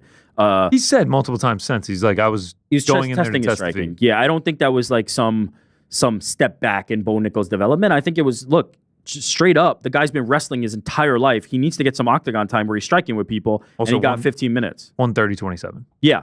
And 130-27 has yet to lose a round yet. Like that's yet to lose a second, right? He's just kind of in control. Yeah, maybe it's my algorithm, but it's like it feels like the people have kind of turned on Bo Nickel a little bit. I don't know if it's just the Paul Craig fight, but like dude has 5 first-round finishes, a second-round finish, and a 30-27. And in the second-round finish, he won the first round. Like the betting lines would reflect that because I think there's value on Bo Nickel here at minus 340. Now that's the current line I'm looking at. And funny, Bo Nickel recurring thing is every time somebody would be like, Bo, you're a minus 1,500 favorite. You'd be like, value. There's still value on me. I think there's actually for the first time like an insane value on Bo Nickel here. Like at minus 340, I just don't see. I don't see what Rainier can do to stop Bo. I thought the last time RDR went out, I believe it was against Holland. Yeah. He had a good performance, but Holland can kind of be like Jekyll and Hyde. You just don't know which Holland. It was the most Kevin Holland fight of all time. And like he won the GM3 fight and he looked great in the first round and then he got the finish in the third, but like that second round was a little bit dicey. He was kind of getting tired. I do agree with you. I think Bo Nickel is an incredibly intelligent fighter. Yeah. I also think like the fact that he didn't use his wrestling is just a wrinkle that he can add into this fight. Like I think he's going to have superior wrestling to RDR in this one. And I just think he's going to come in with a solid game plan. I think he's going to have success on the feet. I think he's going to mix it up, and I think he's going to get it done as well. By no means do I go into this fight going like RDR is like some superior striker to Bo Nickel. Like even in that performance against Paul Craig, like it wasn't we talked about Giga Chikadze. It wasn't Giga Chikadze, but it also wasn't like the absolute worst striking you've ever seen. It wasn't, I don't know, Damian Maia. Like Bo can, and we've seen him get knockouts, like standing knockouts. This is not some guy who's going to be completely incompetent on the feet. And I don't think RDR is going to like outclass him by any means there. Once it hits the mat, I think Bo will outclass RDR. His game is based on that submission attack, and I just don't think he's going to have any opportunities. I think Bo's going to take him down and probably do what he wants. Until I see somebody, until I no longer believe in Bo Nickel's wrestling pedigree, until I see somebody able to stop that part of his game, right? If he wants to use that and you stop it, if I see that, that's when I'll stop believing in Bo Nickel. But until I see that, I believe in the Bo Nickel wrestling pedigree. I believe in the idea that he's going to have the dominant path to victory against most people he faces. He dominated Iowa wrestling when he was in college. He kind of says that like this is his house and everything like this. A rivalry, yeah. Fair play to RDR. He was rocking a Iowa wrestling shirt at the media day. I saw him in that and didn't even think of that. It's good shit by RDR. That's good. It's really good shit by RDR. Good. You get the fans behind you. I think it's gonna be Bo Nickel playing heel in there. I love it, and as he should. And RDR up to the. I didn't even think of that. Shout out to RDR, who I like and who I think is a fun kind of addition to this division. I really liked him in one until the Anatoly fight. He's an action guy, as you said. Yeah. This is not like the Paul Craig fight where they're just going to have a kickboxing match. Like I assume not. Famous last words, we might see that. But I think RDR is going to try and bring the fight, and I know Bo Nickel is not going to just be on the back foot the whole time and waiting for it. I think we're going to see the kind of the more vintage performance from Bo Nickel where he uses his grappling and shows that there's levels to this game. And RDR, like I know he got finished in both of them against Anatoly Malkin for the heavyweight title, but like, dude, who's an anvil. An anvil. Walking he got anvil. the shit beat out of him for 5 minutes in that first round. Like, I was watching that, and I bet on RDR that fight because he was like the undefeated guy and a double champ, yada, yada, yada. And like, it took 90 seconds, and I was like, he has nothing for this guy. Yeah. And he took a walloping for another 3 minutes after he's that. tough as shit. Yeah, he is tough as nails. He's going to bring the fight. I'm going to disagree with the public. I actually think this is going to end up being a fun fight. I don't get the boring fight I think the thing. crowd's going to be into it too, man. I think, dude, I don't consider MMA fans either are of these fickle. guys like boring. MMA even though they're fans are grapplers. fickle, and I just think the Paul Craig fight turned a lot of people on Bo Nickel. It was clear. He was trying to I know strike. it was clear, like, but it was like... no, I don't mean the decision. Yeah, it I was mean like 45 strikes apiece. the guy's trying to strike. Yeah. He's wrestled his entire life, and he is trying to be a UFC champion. He has to get time in the cage throwing his hand. This is only his 8th MMA fight. I was about to say UFC. This is only his 8th MMA fight. Yes. All right, if he wins this, he'll bump up to 13th. Bo Nickel, Paulo Costa. Oh, boy. That could be a fun build. Nah, I think Paulo's booked for the International Fight Week. Yeah. Do we know who? I've seen rumors of Roman Kopylov circling on Twitter, but that's yet to be announced or anything like that. Bo Nickel, Brendan Allen. That could be some fun grappling. Brendan's down for a what about like what's the Bo Nickel, Anthony I was going to say the mirror match between Anthony Hernandez and Bo Nickel now again, grappling for grappling, I think you're like that's almost like the worst matchup because grappling for grappling, you're going to have a hard time being better than Bo Nickel in wrestling. There's just like You're also going to have a hard time being more of a savage than Anthony Hernandez. Yeah, that's a fair point. That's a fair point. Come round 3 when Anthony Hernandez is still there. Yeah, you're right. And if RDR wins, man, I think he'll win over a lot of fans. If he gets a dub, he'll be 3-0 in the UFC. He'll be climbing up the ranking. God, if he wins the Bo Nickel is a fraud is going to be insane. How many, like on Saturday, if Bo Nickel loses, when we get back to the hotel, I might just type in fraud check on Twitter and just scroll. It's just going to be all Bo Nickel. I don't know if you even need to type it in. Your whole timeline is going to be Bo Nickel's a fraud, fraud check. The hate watches that are going to take place on Saturday, I can assure you. I have to say, man, I think I got a big ass head. Your corn fits your head much better than mine, I have to say. Mine's like kind of like tight on it a little bit. Got to like. No, don't get me wrong. This is pretty tight. This is pretty tight. These are nice. Shout out to Etsy. This was handcrafted. Oh, no way. Yeah, these are great. Handcrafted foam. I think we're looking good in these. Yeah, I think it's just going to be us with the big blimps on our heads. Shout out counter. Shout out to the shout out counter. Have we shouted out too much? Not too much, just a notable amount. Frank, you also do the shout out. Did you know about this? I didn't come up with the shout out counter. No, did you know about the shout out counter? I didn't know about this, but like people like rib on us for saying shout outs. Who, in the chat? No, I've heard Tyler the engineer do it. I've heard Jordan Tyler the doing creator it. or the engineer? The engineer. Me? I heard Jordan do it earlier today. Shout out to Tyler. Shout out to Jordan. God, Jordan, you did a precise who me. We did an update. It's 9 now. Who, me? Shout out. Shout out for updating. Shout out to the shout outs, man. We do say shout out a lot, but look, I like an giving easy the way love to the people. Yeah, it's a little pat on the back. It's a little like you're showing love. It's James Tahuna. Shout out to James Tahuna. Shout out. That is an actual shout out right there. Shout out to James Tahuna, man. Breaking the fourth wall. Voice saying it While he's lighting the joint is just so good. Too good. Breaking the fourth wall. There were some protests near the office, and we were kind of joking about them. And Rick was like, someone had a sign that said "Justice for James Tahuna," and it was a picture of Tyson Pedro. I was dying. That was a good joke. Shout out James Tahuna. Shout out James Tahuna. All right, so we both think Bo wins, but I'm excited for that one. I think that's going to be good. Let's move on to the featured bout. Santiago Ponzinibbio, Daniel Rodriguez. Not a ton to say about this one. Low stakes fight. No stakes. No stakes. They're both 38. They're on the back ends of their career. It's going to be like a fun striking battle. Yeah, but these guys have been in like dog fights before. Yeah, like I'm expecting a bit of a scrap. Like it could go one of two ways. It could be a knockdown, drag out kind of like dogfight scrap, or honestly, it could be them both like taking turns in a little bit of the striking because we've seen both from each, right? We've seen versions where like Daniel Rodriguez wants to just sit behind the jab and kind of like do that game plan, and we've seen him where he's just standing in the middle trying to throw, and we've seen the same from Ponzinibbio. I can picture Ponzinibbio with blood streaming down his face in like 5 different fights, but then I can also picture where he's just a little more methodical, and so it's gonna go one of those two ways. I'm hoping for the dogfight, but I think it's a great, like, pairing-wise, it's a great matchup. Yeah, I mean, I think it's perfect. They're both 38. One is 6 foot, one is 6'1", 73 inch reach, 74 inch reach, like just like mirroring each other. They're like at the exact same point in their careers, unranked, like on the back end, just like getting in fun fights now. I think it'll be fun. I'm looking forward to it. Get us a crescendo into the co-main. Yeah, love it. Montel Jackson, Daniel Marcos. We get our yearly Montel Jackson appearance. One fight in 2022, one in 23, one in 24. And hopefully this isn't the only time we see him, but now here's the one in 25. I'm a Montel Jackson believer, but like, how can you not be a fan of the guy? He's exciting. He gets knockouts, but like knockdowns. He has like this crazy streak of knockdowns. It's like 7 in his last like 4 fights or something. He's on a 5-fight winning streak right now. He's ranked. He's at the back end of the bantamweight rankings right now. It's like we just need like a little bit more. We need to see him. We need to see him. Last time out, 18 seconds, and that was July 13th, 2024. That was against fucking Damon Blackshear. Who has now how many wins has he? I think he's got 2 wins since then. Yeah, so he's been busy, and meanwhile Montel's been on the side. When Montel's in there, he's a terror, man. He's a terror. Beast. Like he's the last guy I want to see across. I'm a little surprised to only see him at 2-1, but you know.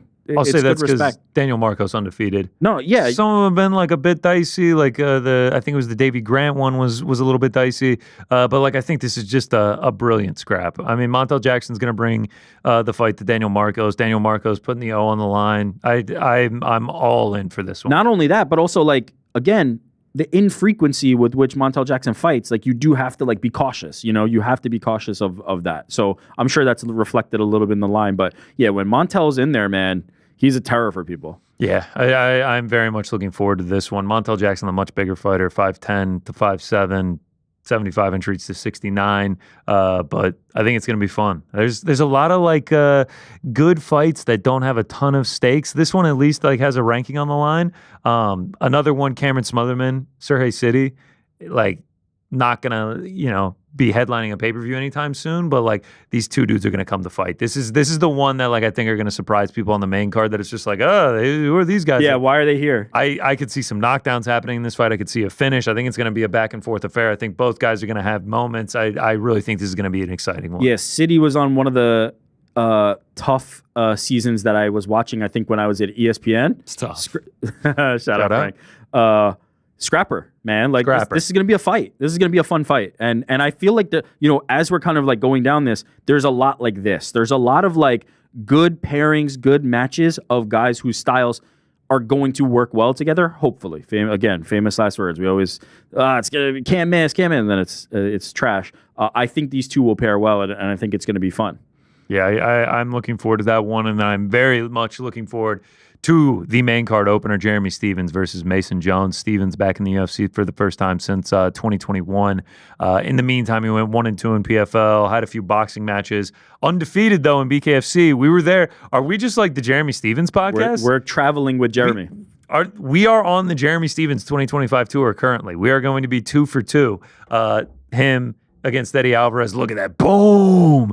Bare knuckle. 3-0 in bare knuckle. Dude is an absolute dog. This guy is an animal, but we aren't fighting bare knuckle. I feel like bare knuckle is suited for a guy like Jeremy Stephens. Oh yeah. I'm honestly, I mean, as when Jeremy came on the show with Ariel, I'm surprised that he was not like locked up with BKFC. Again, I wouldn't be surprised if he does end up still with BKFC at some point, because unless I'm mistaken, I believe this is a one fight thing with the UFC for this opportunity. So are you surprised that Jeremy Stephens is this big a dog? And then secondarily, are you surprised that this is the fight that they would give him as the welcome to Iowa? In fact, Des Moines, where I believe he's born. I think he's from Des Moines. Are you surprised that they gave him this one? No, just because while Jeremy Stephens is on this great run right now, where he's at in his career, I don't think he's like some star they need to build up or anything. I think it's sort of just like, here's a scrap. Because Mason Jones, while he has a great record, I think he's sitting at 15-2. He went 1-2 in the UFC, got cut, had to go over to Cage Warriors, pick up 4 wins, and now this is his return to the UFC. So is this line off? Is this line right? What do you think about it? The fact that Mason Jones had his struggles in the UFC, went back to having success in Cage Warriors, I'm going to go under the assumption that like he has learned and gotten better in that time, and he will use the wrestling and the grappling here, and that's kind of what will thwart Jeremy Stephens. Like he's 3-0 in BKFC, but he's 2-7 in his last 9 MMA fights. Like he was struggling in PFL as well. I feel like this being an MMA fight against Mason Jones, like BKFC, Jeremy Stephens minus 2,000 against Mason Jones. MMA though, I feel like this is properly lined. Yeah, and I bet Jeremy Stephens loves it that way. Honestly, though. Oh my God, he's eating it up. He's in Des Moines right now, telling all his friends. He's like, stimulus check. Jeremy Stephens plus 550. Go ahead and get it. Yeah, in the same way that when you were talking about the BKFC event in Philly against Eddie Alvarez, he's the dog there. He's coming to enemy territory. Like he lives for this type of shit. This is what he is all about, Jeremy Stephens, and so. I wouldn't be surprised if he's taking this as an offense and going to channel that into something. I don't know. The line feels steep, but we'll see. Ultimately, I just hope Jeremy Stephens gets the love from the crowd, gets the I'm going to be giving it to him that he deserves for this event. When he makes that walk, I'm going to be screaming hard for him. I mean, we're going to have to make shirts if we go to another one of his fights in 2025. He gets a big knockout. The Jeremy Stephens train keeps rolling, baby. We're officially in shirt territory. I mean, honestly, like he hasn't had a win in the UFC since 2018. And like he's only getting older. He's about to turn 40 next year. I will say he looks better though. He looks like from a striking perspective, like the fight against Eddie Alvarez, like if he's striking with anybody in that way, like he's going to be very successful. And so, yeah, we'll see. Maybe the grappling is the difference in this fight, but I think Jeremy's still getting it done. It has to be the grappling. If Mason Jones just stands and strikes, that's how Jeremy Stephens wins. Yeah. Out-dogging him, landing big shots, wobbling him, and finishing him. But if it goes to the ground, I think it's going to be all Mason Jones. Yeah. That's a good one to kick off the main card, though. Right after, what is it, the Baba O'Reilly hits? Baba O'Reilly. I think I've been in the bathroom both times when I've been in You've never seen the Baba O'Reilly? Nah, I have to see it. Now, I haven't seen it in a while, I think people have talked it up so much that it might be a bit of a letdown.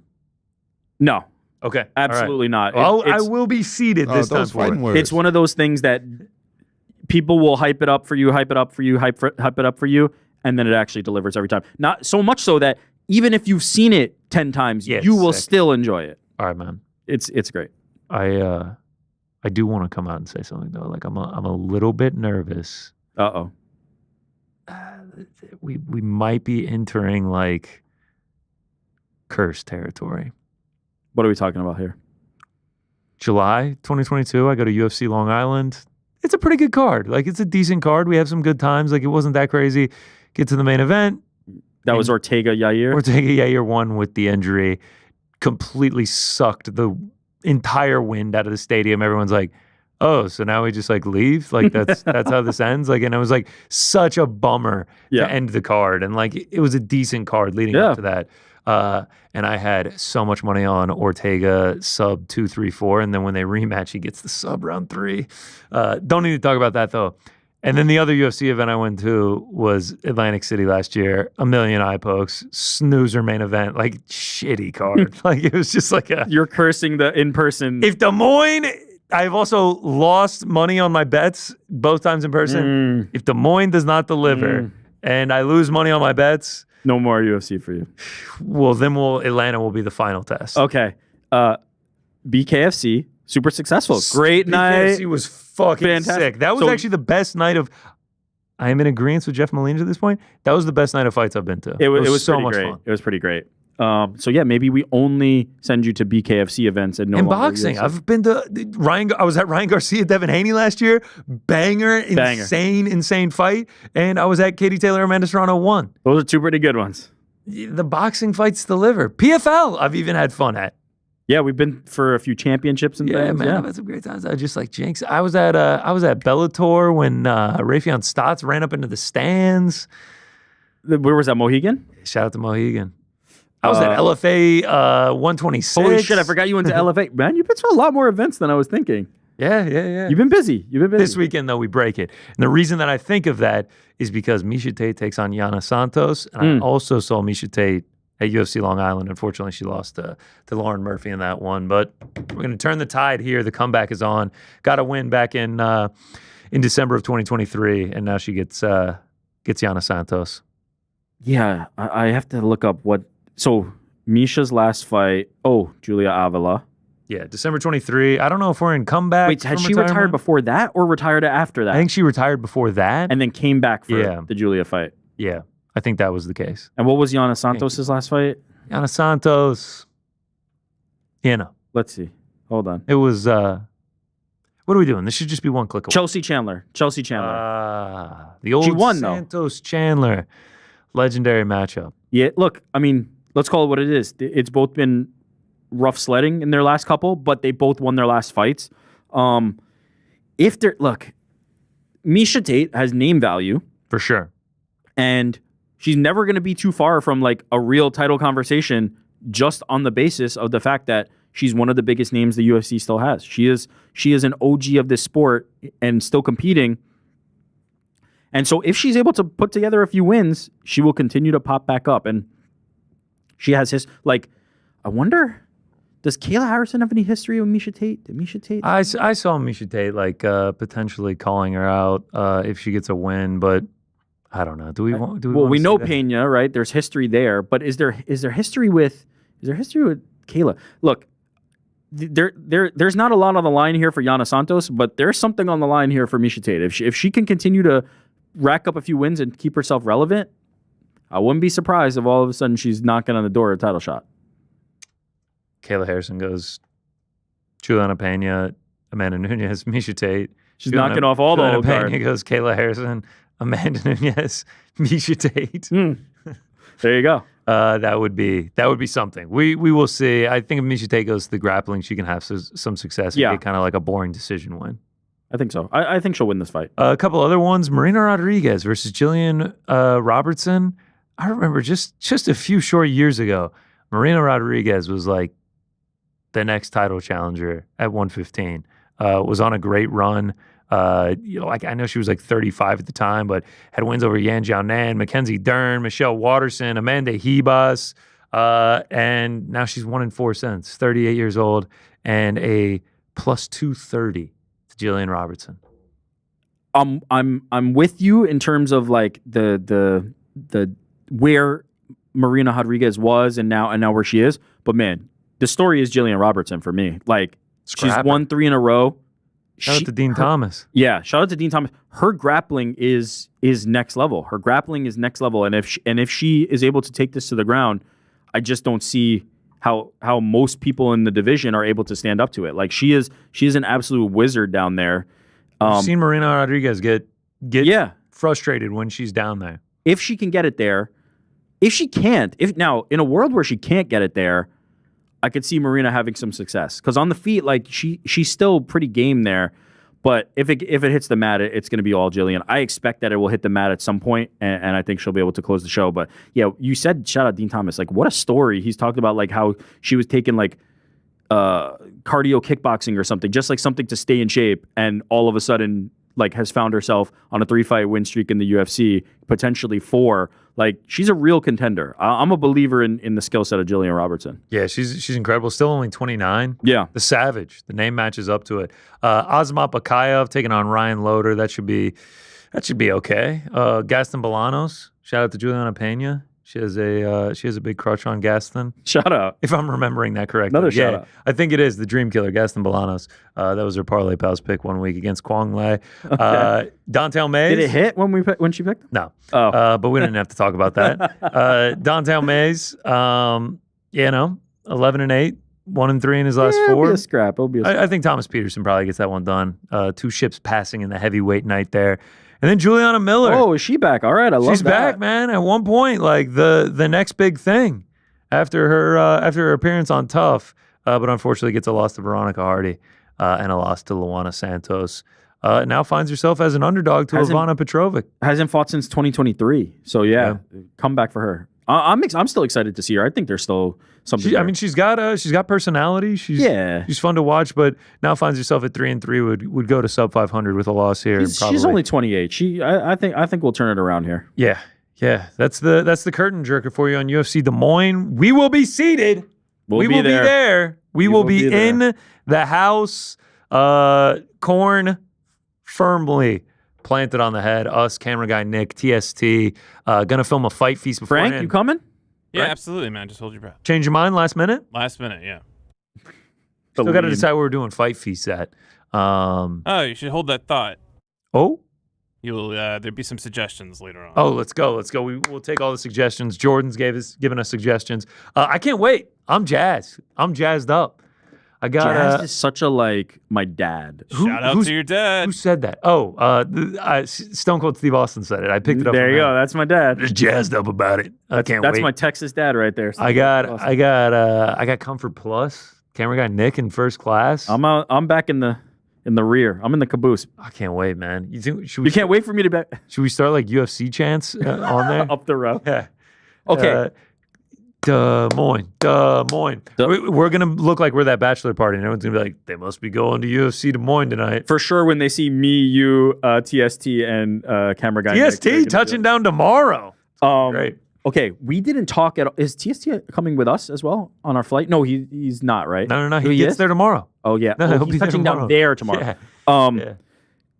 We didn't talk about this. Should we have sat together, or is that fuck is we? what is the protocol there? Nah, I'm totally cool with us sitting separately. I kind of like to read and zone out on flights. I've had to sit next to Frank on a flight before. Yeah, I It's remember absolutely trying to sit next to you on the train back from Philadelphia. You're like, nah, man, I got to put my feet up. I'm sorry. Yeah, it's just like, do we need it? Do we need to? I felt like I had to at least show the effort. Yeah. So I like sitting with people, but when I do, I'm just doing my own thing anyway. Yeah. It's just more of the Right.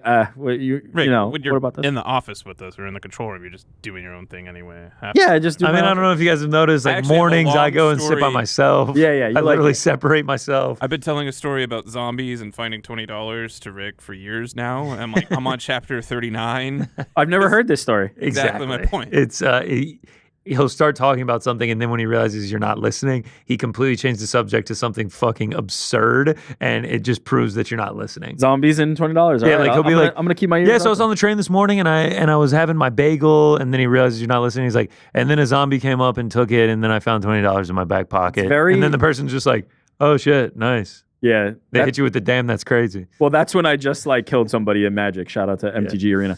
Shout out to MGD. You forgot to ask Malcolm if he Yeah, I should have asked him. He looks like he plays. I actually like that we're also all sitting in different sectors. Well, that's what I was of gonna the say. plane. I didn't want to ask because I didn't want to presume that we should, and also put the pressure of that, right? Yeah. Should we sit together? So I was just like, all right, let me just sit back. We'll see. If anybody Yeah. says anything, I'll be like, sure, let's sit together. If nobody says anything, I'm cool. Yeah. We'll sit separate. 3 hours. Also, it's a short flight. We're on there for 3 hours. You get a movie in, you play some MTG, you land, you get and off. we'll the also flight be together for a long for the entirety of the next 24 hours. Yeah. And it's a good experiment. If the plane goes down, knock on wood, we do which front, middle, back, best You all survival right, rate. man? You Oh all right? my god. No, what? I'm just I mean, saying, is it an Airbus or is it Boeing? You don't know? You don't want to know? Boeing. Oh. Can you take a life insurance policy on someone else? No, it's gonna be good. It's gonna be good. I can't wait. I can't wait to see that skyline, that Des Moines skyline, baby. It's gonna be incredible. It's gonna be incredible. All right, that is UFC Des Moines. We will be there. I cannot wait. Follow along on social media. I'm gonna be tweeting my ass off about it. It's gonna be a good time. Before that, though, Friday, just up the block, Times Square. Ryan Garcia, Rolly Romero, Devin Haney versus Jose Ramirez, and Teofimo Lopez versus Arnold Barboza Jr.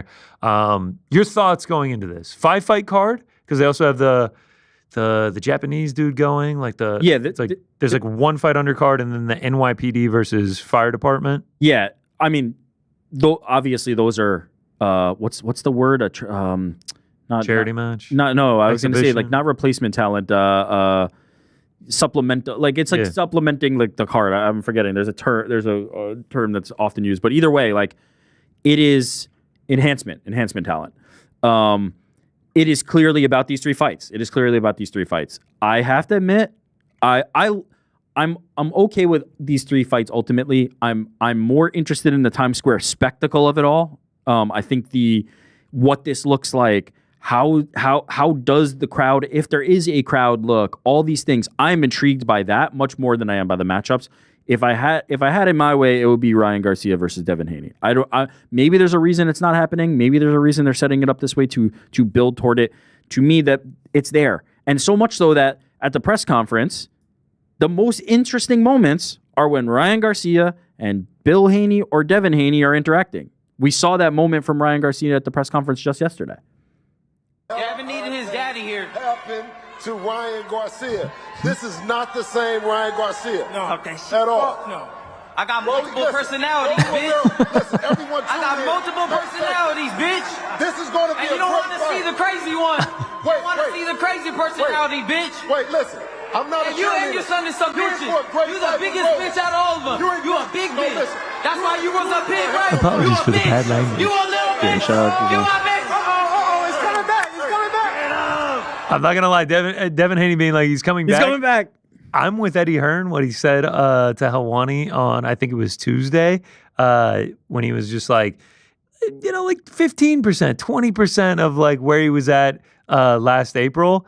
Because, man, I just can't, like, me and Frank were in the building that night. It was just so great. When he was getting those knockdowns, the crowd was so behind him, such a huge underdog.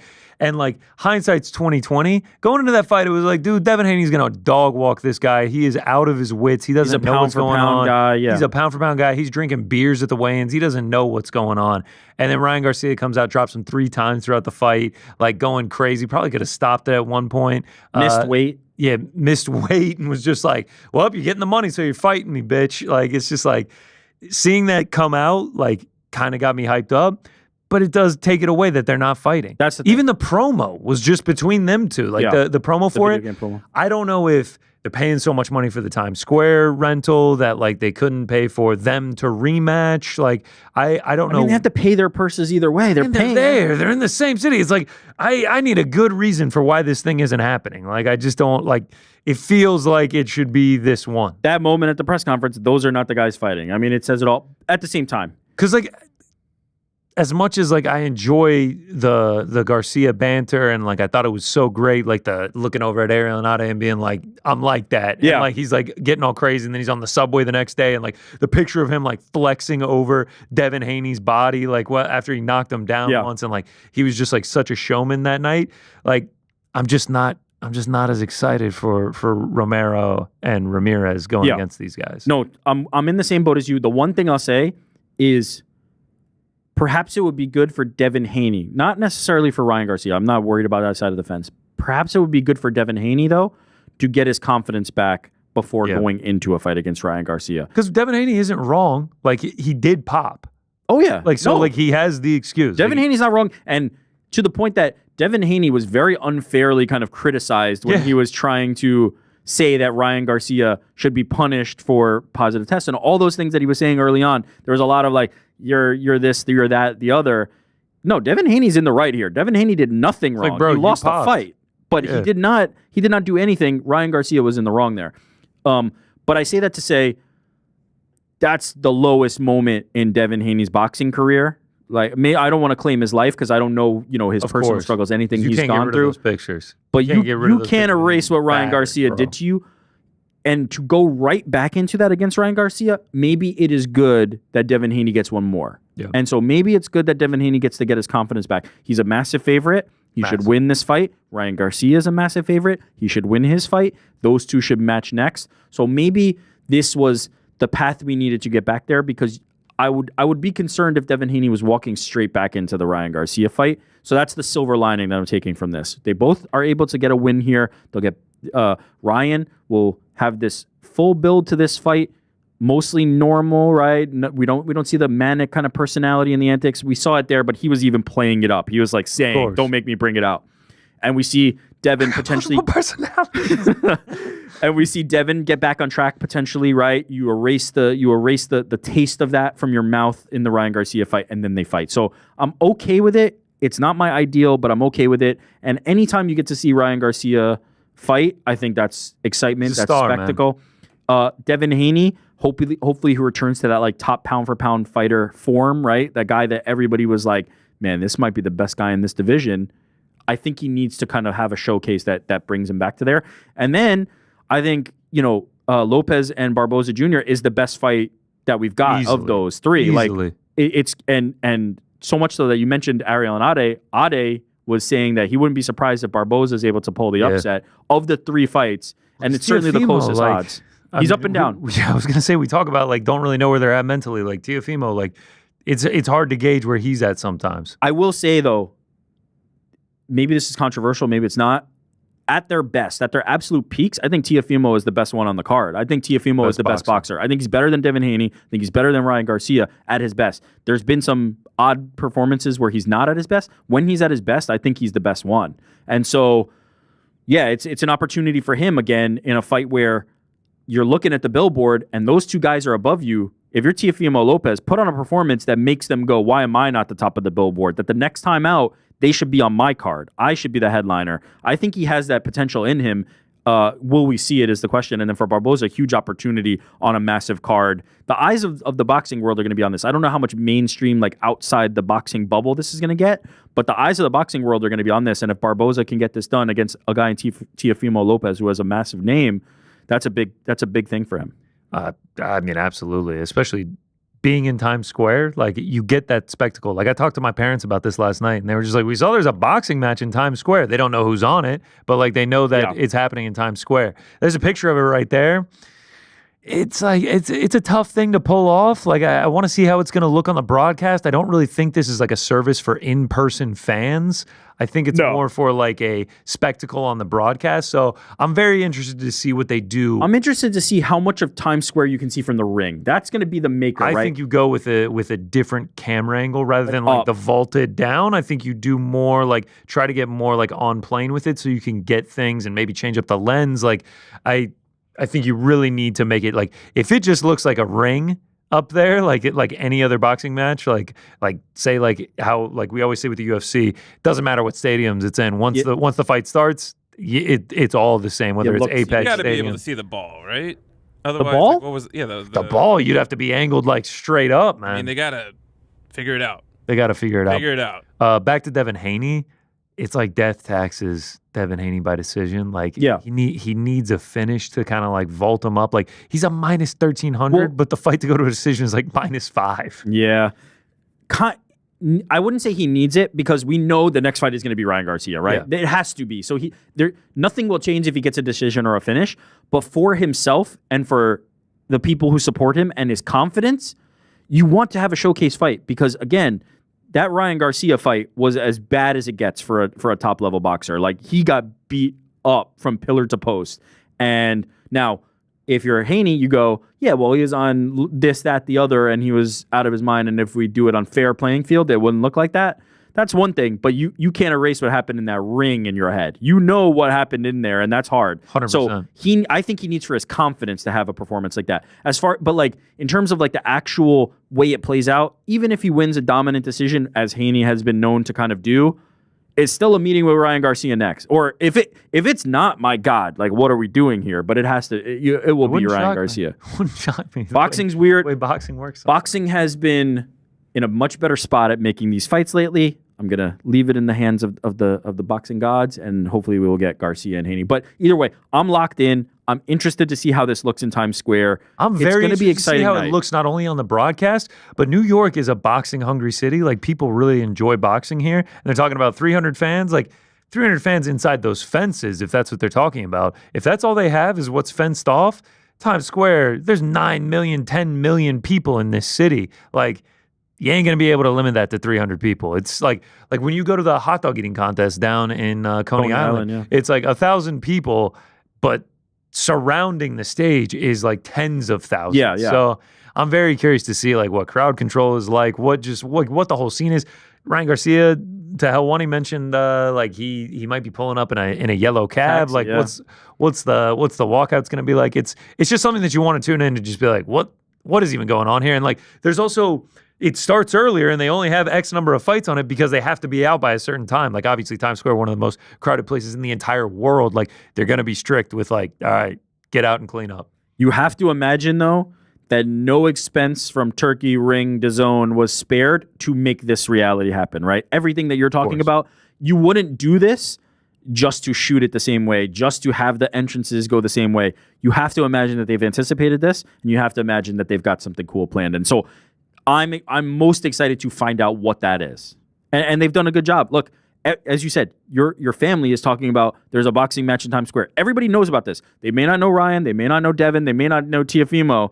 They know that there's a boxing match in Times Square. And then honestly, for the argument of Ryan Garcia, like he's such a big star. Like there's going to be a lot of people that it's like, oh, Ryan's fighting. Oh, he's fighting in Times Square. Let's definitely watch this.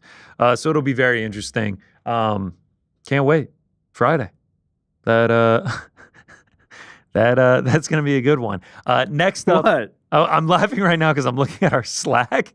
I'm looking at our Slack and we're getting produced on the fly. And because we're talking about Times Square, we're going to go into Pound for Pound next, which is Tourist Traps, inspired by the card being in Times Square. But I'm laughing because producer on air Jordan says, for flow, let's go pound for pound, then betting. And I said, bet, as in, okay, but like sounds good. Like, all right, bet. And Frank just saying question marks because then I started thinking about it. It sounds like I'm like shorthandedly being like, no, let's go to betting. Yeah.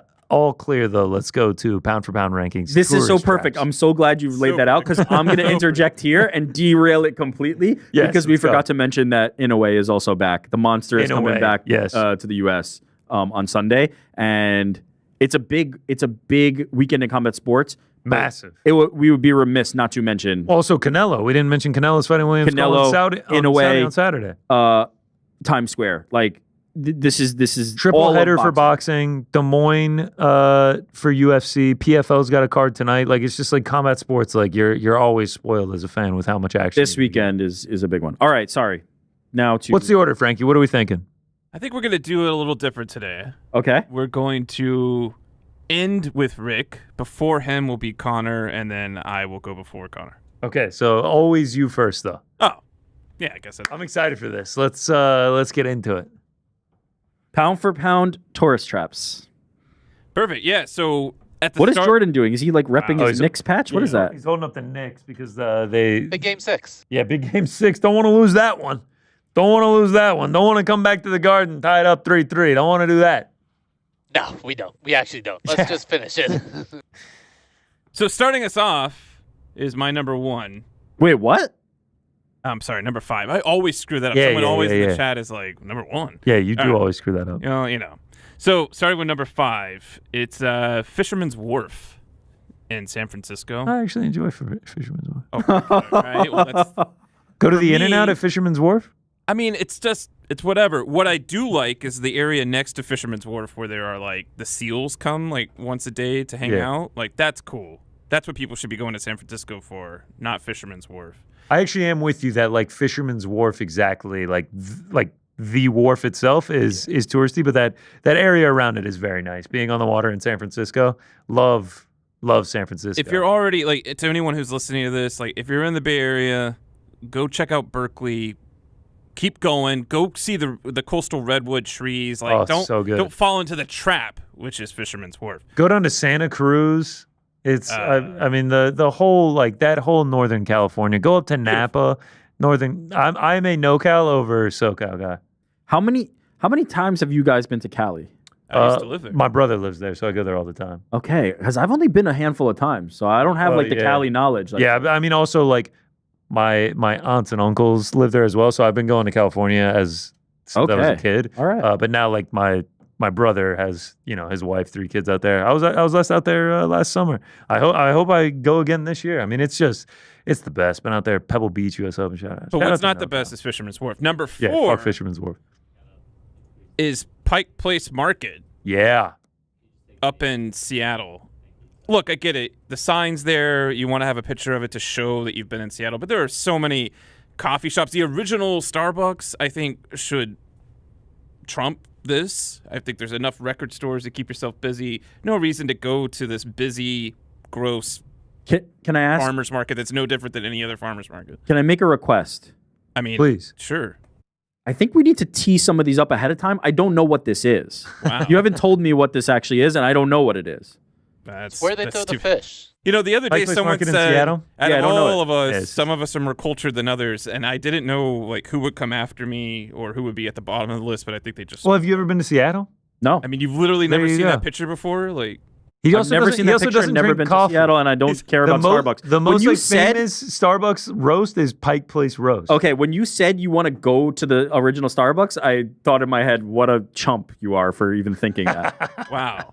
The original Starbucks is like bomb. I'm sure to get the same coffee that you get in California. Like if you have a chance to go to like the original like Del Taco, like some of these places, they will surprise you if like the quality is so much better in the original spot than the franchise ended up becoming. What is this place, Frank? True Kathy's Dwarf House. Shout out in Georgia. Yeah.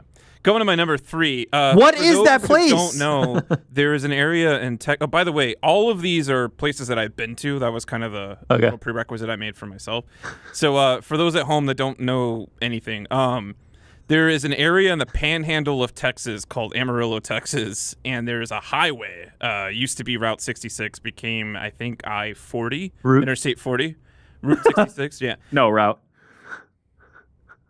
I hate both of you. So number 3 is Cadillac Ranch. So this is an area next to the highway where an art group had gotten together in the 70s and just dug a hole and stuck a Cadillac sticking vertical in it. And they did this for several years moving forward. As you can see, a lot of people have come and painted on it. So like when you're in that area, people are like, oh, did you go to Cadillac Ranch? And it's like, why bother do that? Like everyone talks about it. Now there is a multi-millionaire that used to live in the area named Stanley Marsh, which there's some connection with him in like South Park or whatever, who allegedly had like gone to buy a Cadillac and they told him that his credit wasn't good enough to like get a loan for it. So then when he got into money, he decided to pay for a Cadillac in cash and then start this art project to just flex, essentially. Don't fall for the trap. Can I ask something? Yes. We can ask something and you make a request. Just do it. What is the trap here? Wow. So do you maybe we should define what tourist trap is to me. I would love that. Wow. Like I really feel like we could have teed you up with a lot today, huh?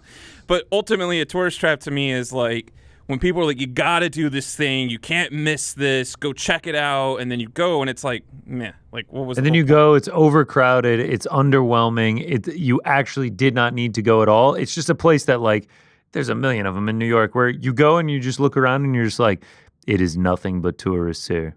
I'm with Absolutely. it. But does the trap part not imply some kind of like transactional? Like aren't you supposed to be trapped? I'm sorry, is time not valuable to you? Like clearly not. I also think the trap part, at least for mine, you are going to spend Monday at each of these places. Yeah, this is the one where I'm not seeing how you get trapped. I'm just okay. Not seeing how you get trapped. Well, you drive out to the middle of nowhere, it looks like, and then you get there and you're just like, why did I come here? You said it was on the side of a road that you're going by anyway. Look at it. It's in the middle of nowhere. All right. Wow. I'm trapped. I just hop back in my car and keep going. Money has to be a prerequisite for it. He's like, they got to actually incarcerate you I actually in order think, for you to be trapped. I don't think you get trapped necessarily. I think it's a trap, like it lures you in, and then you're just like, my foot, I'm caught. I got trapped by this bullshit. All right, fair enough. Keep Out going. of all the arguments we've had about the meaning, I thought this one was pretty evident, but some people soon enough we're gonna be was apparently more clear. 311. I was gonna say soon enough we're gonna have to do a pound for pound best interpretations of pound for pound list. So for this one, I guess I'm going to have to really explain. I would love it. Yeah. So this, for those who don't know, is in London, which is a city in a country known as England. Heard of it. Love that we're there. So this one, I actually went to expecting it to be a tourist trap, walked in, was kind of shown it was a tourist trap, and then became surprised by how much it wasn't one. And that is the Jack the Ripper Museum in London. So you go in and there's just like this gaudy gift shop where it's like, really? Like this guy was a freaking murderer, right? And like we're celebrating this. I know true crime is like really popular and all that, but I was just like, had this weird taste in my mouth. But then as you go through the museum, they actually tell you, they're like, start, like it's 3 stories and there's a basement. They're like, start on the 3rd floor and work your way down and then finish in the basement. And it's like, okay, like, and the whole time I'm expecting like just some like cheesy sort of, like you're seeing in this gift shop, but you actually go and it kind of shows you the history of everything. And then once you get to the bottom, the basement's actually like a mock morgue that they make. Oh, wow. And they really like sell home to you like the impact that this had on women in that area at that time. the victims themselves. They give you little, biographies on each victim, and it's like you leave feeling sad, which is what that museum should be doing.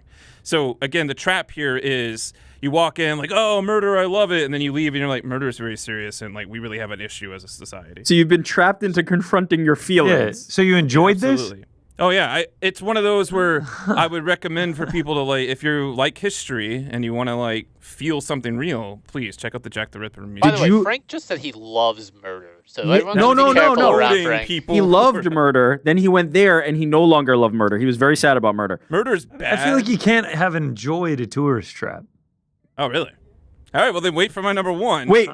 Before you move on, did you do the Jack the Ripper tour where they walked around the different sites? That's where I put my foot down.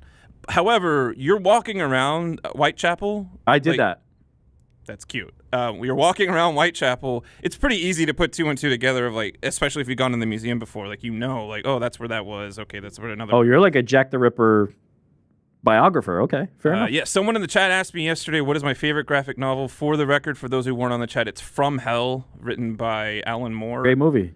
Johnny Depp. Movie, whatever. The graphic novel, in which the question I was answering, which is my favorite graphic novel, is From Hell. Go check it out. So he loved the tourist trap. Okay, go. Number one, this is kind of funny. Okay, sorry for those. Geographically, this is in Arizona. It's a state that's been a part of the union for a while now. But anyway, how long? This one is Meteor Crater. Now, what I love about this is you see these billboards. That looks tourist. That looks tourist trap. Yeah, like nothing is trappier than that. Oh, see. So it's like, here's what the trap is it's subverting expectations, because you think like, oh my God, like they really want me to go and spend money at this place. Then you check it out and you leave. You could go to the next photo. You're like, holy shit, that was amazing. Like, honestly. Yeah, that looks You sick. enjoyed it. Yeah. So this is what I love about it, because everyone agrees, like those who haven't gone, they're like, oh, it's a tourist trap, I'm not going to go there. And then the people who have been there, like low key, it's like probably one of the coolest things that you can do in Arizona. And I agree. So that's why it's my number one. Your favorite tourist trap. My favorite tourist trap. By the way, this would why play, but you hated Cadillac Ranch. But by the way, this is why I asked a week ago, best tourist traps or worst tourist traps? And you both were like, no, just tourist traps. I was like, okay, I thought it was just going to be like the biggest, worst? shittiest tourist traps, and like you were doing that until you got to your 2 and 1. I mean, yeah. I asked. Okay. I tried to steer this ship. I just don't understand like the vitriol you spoke about Cadillac Ranch, and then you're like, I love Meteor Crater. By the way, Meteor Crater looked fucking sick. It does look that sick. sign was incredibly cheesy. I would have never gone to like it. The antithesis of a tourist trap. So you guys are just confirming to me that the point stands. No, it's the opposite. It's not a tourist trap. It's they not haven't a trapped tourist you. trap. They've given you a great experience. Like, wow, this is fucking amazing. I love this place. I didn't realize that pound for pound has everyone's individualistic interpretation. I'm sorry. No, it doesn't. That's the thing. No, it should just be standard. 5 to 1. All right, here we go. Is Connor going next? Connor's going next. Yeah, I thought it was we're going to finish with Rick. I would go. All right, my number 5. You can go to these pretty much anywhere. They are the worst of the worst. If you end up at one, well, there's multiple. You are just the epitome of a tourist, because you're even in one of these places that one would be located, and that is a Ripley's Believe It or Not. That's bullshit. No. Yeah, look at that shit. Look at that shit. Oh my God. Locations in Hollywood, Niagara Falls, Panama City Beach, the Wisconsin Dells, Antonio, right? Cancun, San Antonio, Orlando, Branson, Missouri, Myrtle Beach, Gatlinburg, Tennessee. It's just like this feels so personal. It's fucking amazing. You're so wrong. Oh my! I love Ripley. I love Ripley's Believe It or Not. Don't listen to this man. Go check it out. It's just like bored people in just like touristy dump towns. I think there's one in Baltimore that I went to. An Panama City Beach, like a pool table the size of a fucking quarter, right in front of my eyes. That's pretty cool. Wow. You're like, that's a tourist trap. No, it's fucking amazing. Where's your billiard, huh? You got it in your pocket? There might actually be a Ripley's Believe It or Not in Fisherman's Wharf. The combo of the location plus the. I will admit, the buildings, like the one I went to in San Antonio as a kid, did not look like that. So that is very trappy to make it this crazy looking building. Yeah, there was one. There is a Ripley's Believe It or Not right by Fisherman's Wharf, literally across the street. You walk out of Fisherman's Wharf, and there is a Ripley's Believe It or Not. believe it or that not. confirms Frank's placement of Fisher and Dwarf. I agree. For sure. I agree. Yeah, they are just trappy. They are just like meh. All right, number 4. Frank, you alluded to it. I'm going to actually have it. The OG Starbucks. It is a Starbucks with a long line. But he said you should go to it. No, fuck that. It's a Starbucks with a long line. Served the same coffee. Nothing cool. The inside of it is... Triple Americano Frank, on ice with a little bit of water. Yeah, you can go get that at the Starbucks. No, but Frank, you said the different original locations have different stuff. Is this one Can I be one real of those honest? places? I just like that the logo's not censored. What does that mean? I don't know Starbucks lore. The mermaid has boobs. Oh, is that it? Grow Really? up, Frank. Grow up, Frank. All right. But is the coffee different, or do they have like something secret It's menu-y? different. It's different. You heard him? Triple Americano with ice. I think that's acceptable. You can do that anywhere. Ephraim could make that out in the lobby for you, Frankie. Shout out to Ephraim. And actually, fun fact about that original Starbucks, quote unquote original, it's actually... It had moved. That's not even the original location. Oh, that's Get outta bad. here with this That's bullshit. bad. Go get that line. Go stand in that hour-long line for your Starbucks. I'll order ahead and I'll just swing in. I'm actually like, I don't even really go to the Starbucks, you know, support local, huh? Look at you. Support What local. a guy. Places like The Bean and Dunkin' Donuts. No, I'm just kidding. I don't go to any of that shit. All right, number 3. Hollywood Boulevard. This is California's love letter to Times Square, I feel. It's just a sidewalk with bullshit in the stones. It's wildly crowded at all times, and you get there and you're just like, this is it?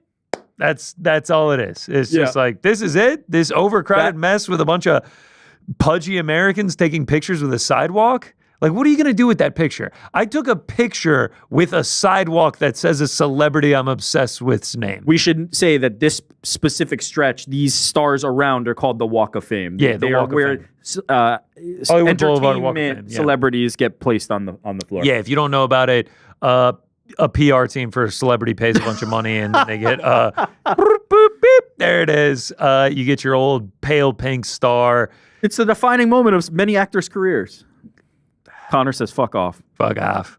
Number 2, we head down to the Bayou, New Orleans, Cafe Du Monde. I know Ariel has a great story with Mike Breen. Nah, powdered donuts, wait 2 hours. It's just like it's only worth the 2-hour wait if it's like, wow, I've never experienced anything like this. I could get this fried dough with powdered sugar on it at a fair in any of your small towns in America. It is simply fried dough with powdered sugar on it. This may make you furious. I've been to New Orleans many times. I've been to Cafe Du Monde one time. Okay. Walked in, 0 line, sat down, ate it, realized it was mid as fuck, left, and never did it again. So didn't waste my 2 hours. That is great for you. Mine was like a wildly long wait. Several times during the wait, I was just like, feel like we should just bail on this. And everyone's like, no, we gotta get it. We gotta get it. Got it. And I was just like, yeah, guys, we had to get it. Yeah. We had to get it. Yeah. Krispy Kreme is better than this. Yeah, just go to a Cafe Beignet. That one's better. There you go. Did you ever know that Ariel went and got it? With Mike Breen? With Mike Breen? I think so, yeah. Number 1, no brainer for me. Oh, my most hated place on earth, where the boxing match is taking place tomorrow, Times Square. First and foremost, if you've never been, it's going to be crowded as fuck. It's going to be dirty. It's going to be smelly. And when you get there, it's just a bunch of billboards. It is just incredibly bright billboards. That's all it is. Any person who has lived more than 6 months in New York will be like, yeah, I'm never going to Times Square. Never would, never will. There's nothing cultural about it. It is just a bunch of giant chain stores, T-Mobile, Nike, Olive Garden, Bubba Gump Shrimp, another tourist trap in itself, Jimmy Buffett's Margaritaville, another Hard Rock Cafe, just another tourist trap M&M store in itself, M&M store. Speaking of M&Ms, there's going to be some dirty green M&M walking around in a costume asking for $20 for a picture. Yeah, get your like knockoff Mario and Elmo. Like these people were We trying gotta say though that these people were trying to unionize. is that Babadook or Penguin from Batman? I can't quite just tell. like knockoff Mickey Mouse. There's also like a insane rate of like it's something like 23% of tourists have like claimed getting groped by the mascots. Oh, Jesus. They all say that like these are for free. We do them for the people. Like tipping is optional. You take a picture with them, they're going to be like $10, $20. I'm going to need that right now. It is like the epitome of just like America consumerism, overcrowded, just like horribleness. Like you can almost feel it as you're like walking blocks. You're just like, oh, we're starting to get close to Times Square. Like, what street are we on? Oh, we're on 41st. Like we should turn back. We got to get out of here. Despise Times Square. I cannot believe like on Google it has like 4.8 stars on 220,000 reviews. It's the worst place. Somebody hacked that. Somebody paid for that. You go one time, you've been a million times. It is nothing but over bright billboards.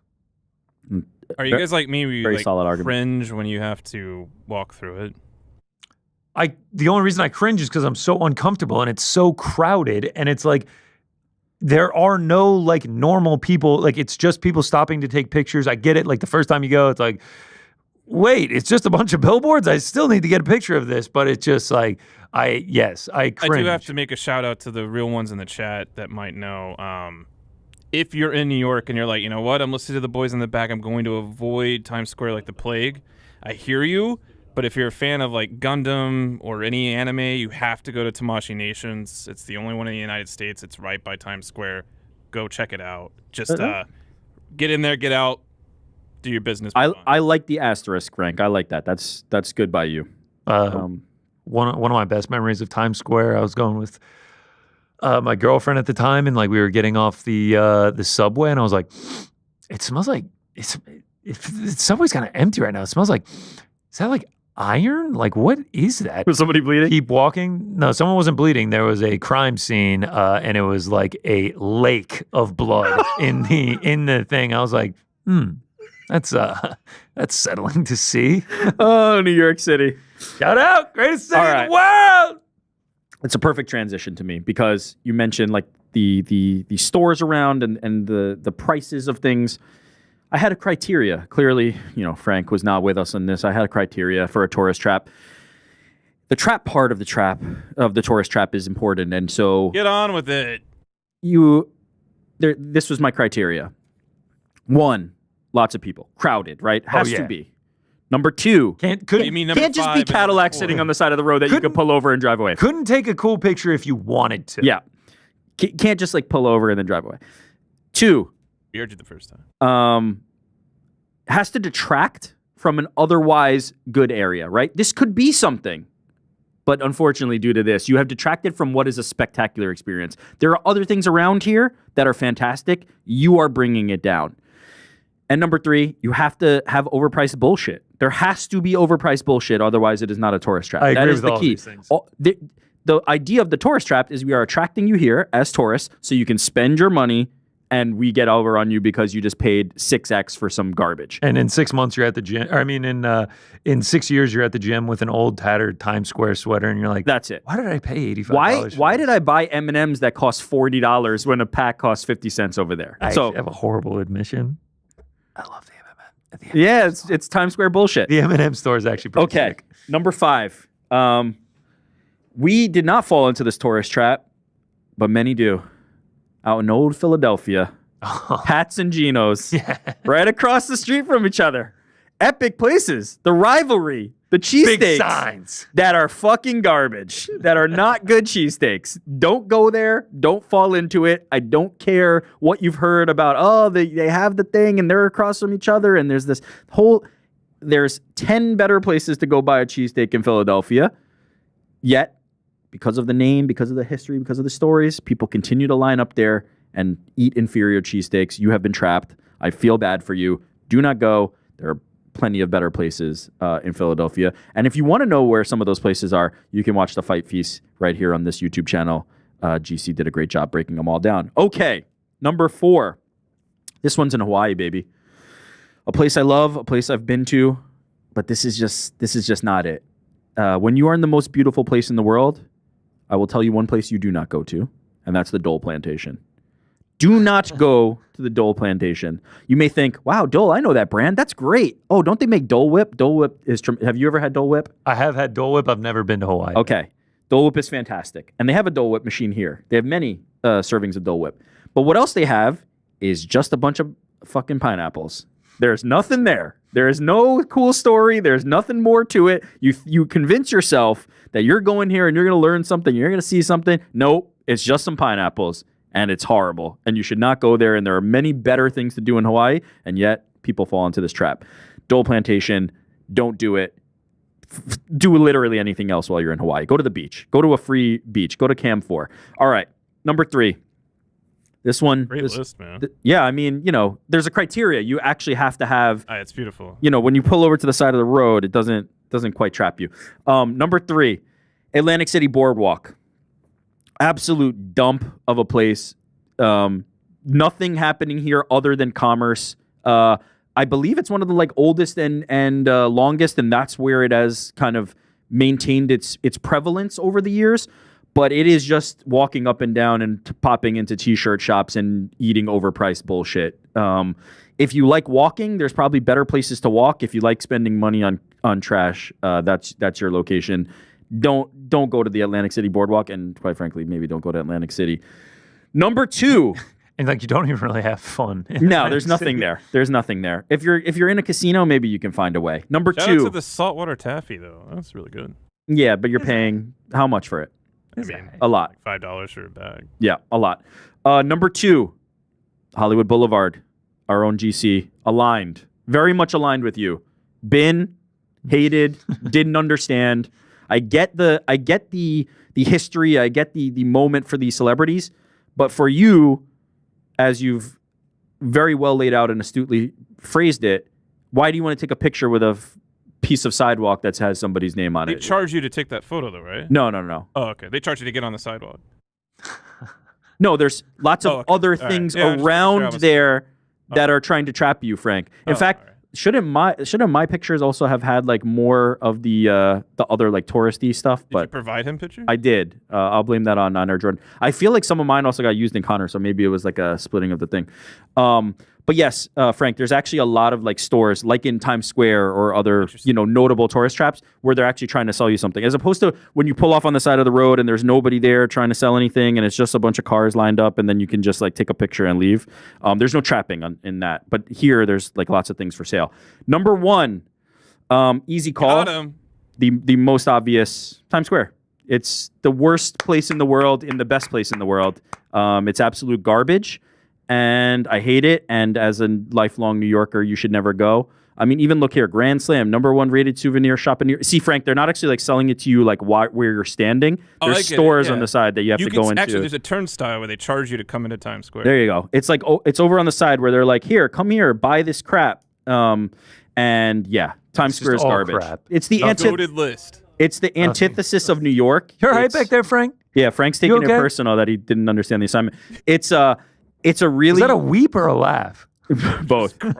It's the antithesis of New York. It's in the city where everybody is moving and has somewhere to go and something to do. It's a bunch of people standing around in the middle of the street doing absolutely jack shit. And it's garbage, and nobody should ever go. I fucking hate that place. Except if you're going to the boxing match, that could be probably pretty cool. Yeah, you're for sure going to enjoy that. There are so many things I would rather do than go to Times Square for New Year's Eve that the list is infinite. You could just keep naming things I'd rather do than go to Times Square on New Year's Eve. Honorable mentions, I had Cafe Du Monde on there. Frank mentioned the Jack the Ripper Museum. The Sherlock Holmes Museum in London. Horrible. I didn't even know there was one. Yeah, it's at 221B Baker Street, whatever the address in the story is. But that's not it's not historical, right? It's a fictional tale. So they've just popped up a shop where they sell you shit at that location. Is this controversial? I think Bourbon Street's kind of shit. Bourbon Street's all right. It depends how much you want to go and drink. If you're just going to get obliterated, I guess that's what made it not be on my list, because at a certain point there's a purpose there and I can understand it, but it's pretty crap. It's pretty crappy. Oh yeah, I mean it's a dump for sure. But when I went, some drinks were consumed. Plymouth Rock. Oh, I've heard that. It's just because it's so tiny. But isn't it also like not the original Rock? Like, is there not? First of all, to my understanding, and Frank might actually know this, I don't believe that the history of that is accurate, right? It is not actually where the Pilgrims landed. Correct. Yeah, and so it's based on a fake thing, and then it's a fake rock. Yeah. So it's like, what the fuck would you go here for? And it's like completely gated and caged in. It's kind of ridiculous. Yeah, they took us in school actually, and I was like super excited. I was like, oh wow, this is where they're gonna crash into like a giant boulder. No, it's just a rock. But it's also not where they crashed. Well, yeah. Even worse. I was lied to in school. Could they have had some fun and done alliteration, and it would have been more apropos if they had done Plymouth Pebble? That's cute. Little PP, P squared. That would have been nice. There's this place called South of the Border in like South Carolina and North Carolina that like signifies you're going to the South, and it's just like the ultimate tourist trap. It's just like big. What is the sell? What is the attraction? Like, why am I going? It's a restaurant and souvenir store, and like it's just big giant mascots and bullshit. Like it's just like a stop off place for people. Don't they like, make like driving. Chips? I see like South of the Border chips. Is that from that restaurant? No. You're thinking On the Border. Okay, is a Mexican restaurant. Okay. What else is there? Buc-ee's. It serves a purpose, gas, and like you can get food, but like it's become like a tourist destination. That's like a Wawa. Like it's like a gas station with food, right? It's like Wawa on steroids. Like it's just like giant. Like it's like a mall mixed with a gas station. It's fine. Do you guys remember? This is somewhat related. When people would walk around with like Hard Rock Cafe. Oh, 100%. Oh, yeah. Planet Hollywood. And they would be like from exotic places. Yep. It's like, did you really go on vacation to an exotic place and then go to Planet Hollywood? Or were they being ironic? Were they real Georgians know there's like beaches in Georgia, and there's a restaurant called the Salty Dog Cafe, and it was like a status symbol in middle school to have a Salty Dog Cafe shirt. It's like Ron John's you can only get it there. Ron John's. Yeah, but it was just like, oh, you went to the beach and you went to like the most touristy place of them all. Congratulations. Piggly Wiggly shirts. What is Piggly Wiggly's? Also Georgia? Yeah, the South, grocery stores, but like they have to make almost all their profits from shirts because their groceries are like dog shit. It's a great name. Shout out. It's a big pig. The new version of that is, doesn't Starbucks have like cups from like different locations? Oh yeah, go to mugs. That's the like new Planet Hollywood, like or Hard Rock. Yeah, Hard Rock Cafe City. is such a tourist. God, those were. That should have made the list. No, it isn't Rainforest Cafe. Shout out to Rainforest Cafe. Legendary experience.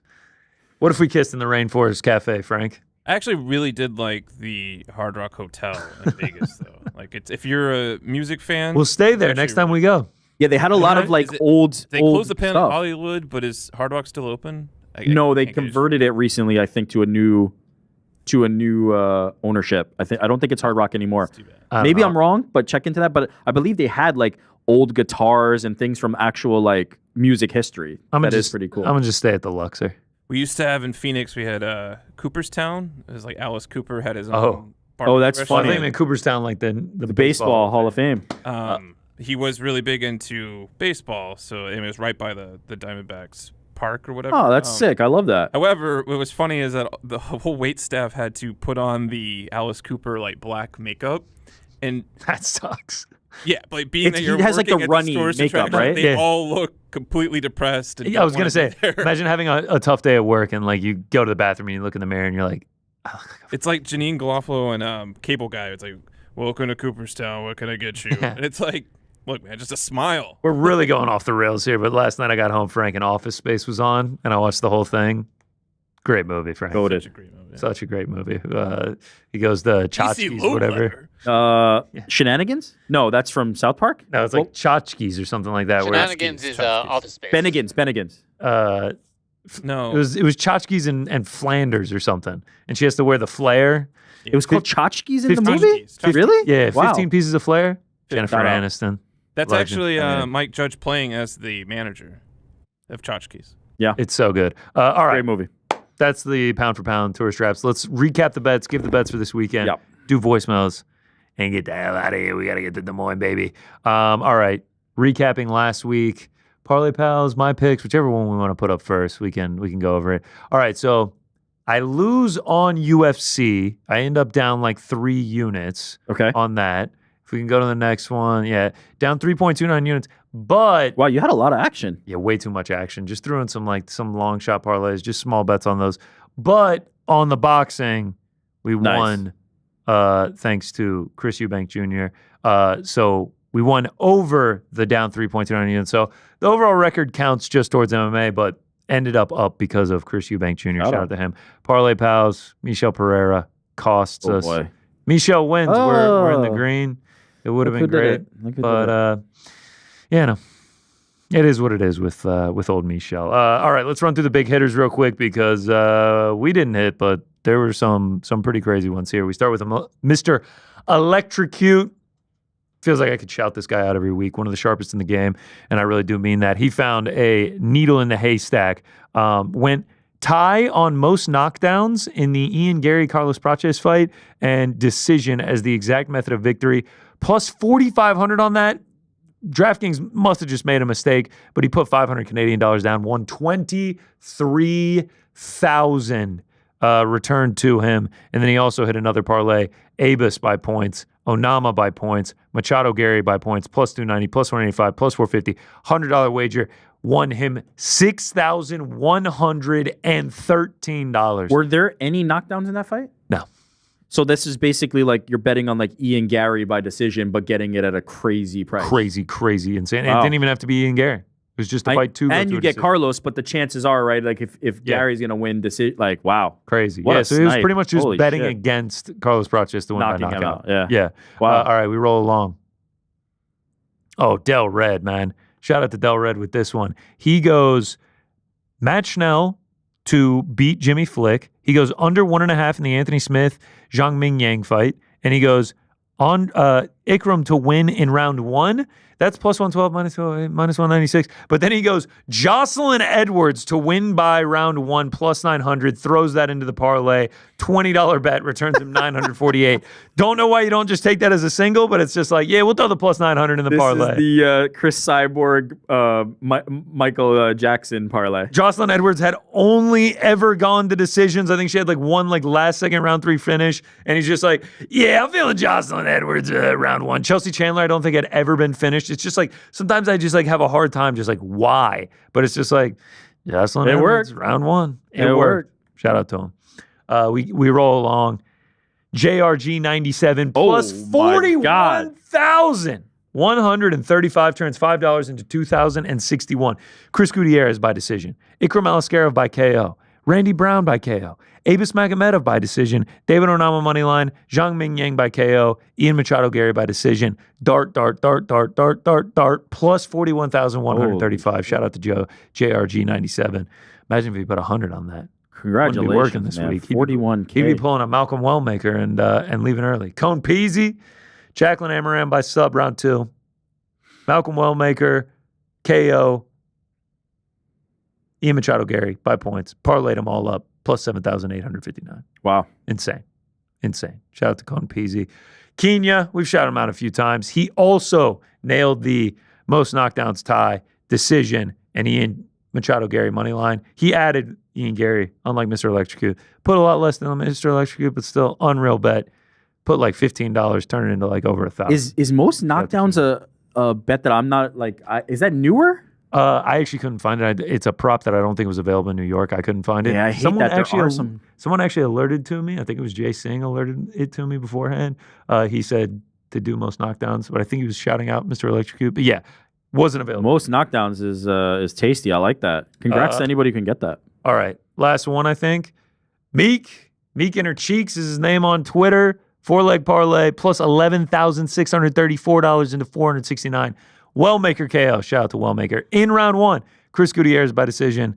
Some fight to go to a decision. And Schnell to win by decision. $4, 469.20. So shout out to them.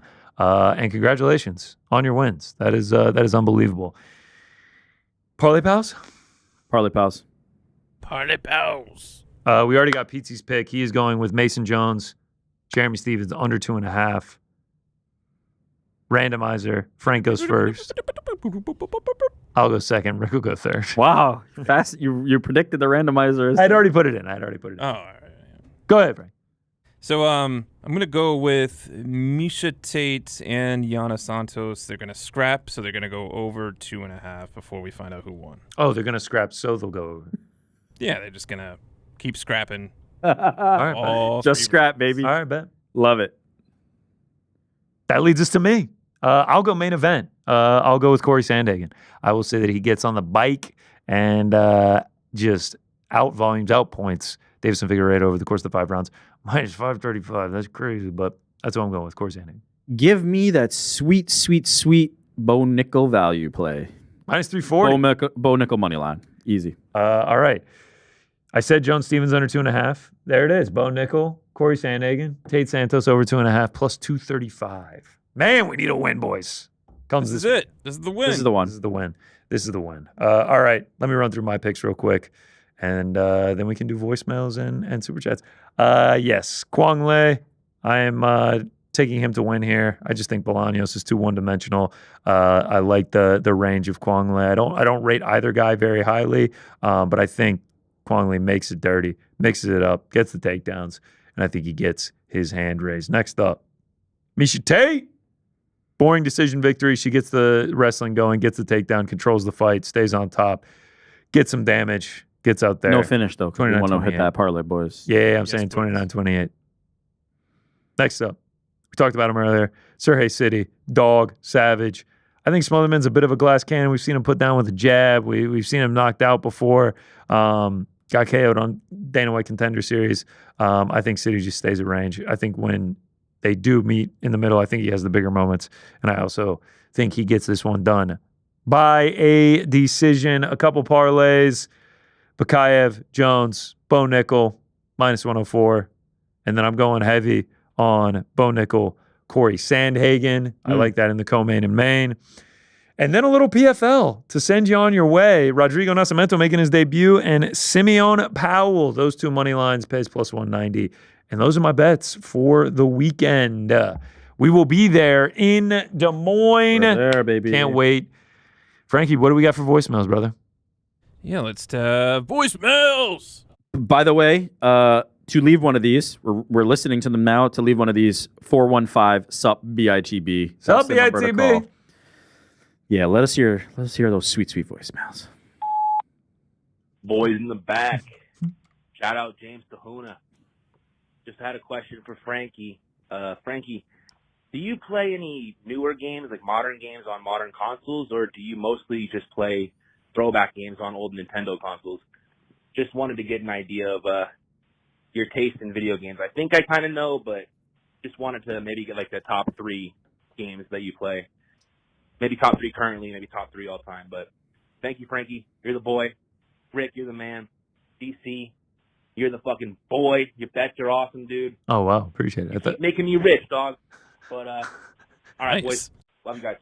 I thought we were going in a different direction there, like with the pause and everything. Nah, shout out to him. Thanks for the voicemail, man. Yeah, I do play modern games. Right now, the list would be Space Marine 2, Monster Hunter Wilds, and what is the third one? Oh, Rogue Trader. What are these on? Those first 2 are on PS5. That third one is on PC. But to answer your question, I do play a lot more retro games. I listen to music a lot, and I feel more comfortable muting a retro game and just listening to music rather than trying to enjoy a modern game with like their great sound design and everything and missing out on that. So appreciate the question. So your headphones in when you're playing like the old... I am a stereo listener. Oh, okay. Sir. My bad. Wow. You are bad.